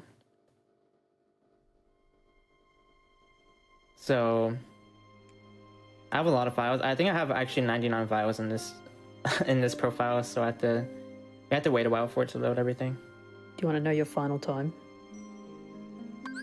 I think it was a 55:05 or something around there. Okay. That's a really good time. Yeah, that's really good with 2 deaths. Load this one. Okay, so we're gonna be heading to Hollow Bastion here. And I'll be doing a menu. I'm gonna unequip dodge roll. And I think I'll be good. So we're heading towards the super bosses of the game, Data Org. I'm gonna be heading into Roxas, and I'll show you guys a extremely easy way to beat Data Roxas. If you ever struggled with them casually, you can do this and beat them this way. It's really easy. You can do this on level 1 too. So I'm gonna wait out his attacks. I'm just gonna glide away. He'll do, I think, about 4 until he tries to take, or he does like the dual stance attack right here. So you do that. Now what we'll be doing, I'll do a Trinity to be safe here.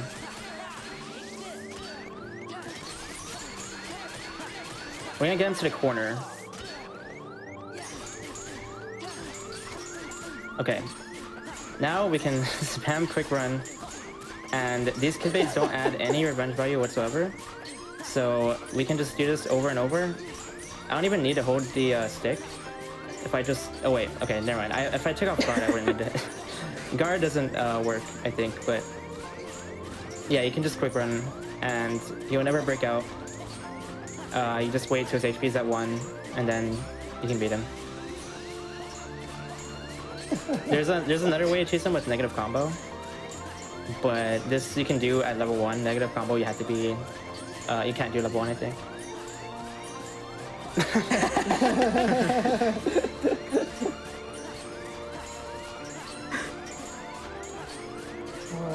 Great.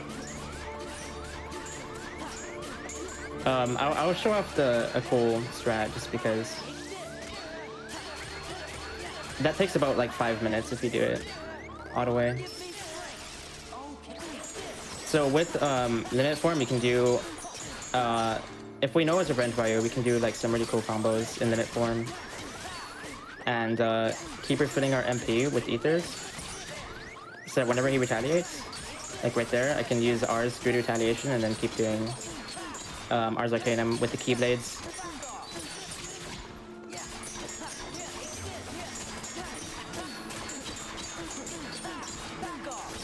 Oh, you got 1 HP. Oh, no. Oh, that was spooky.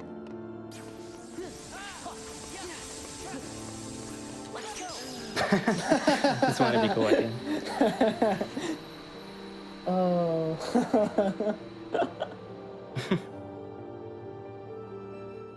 Yeah. Yeah. It's really a cool thing.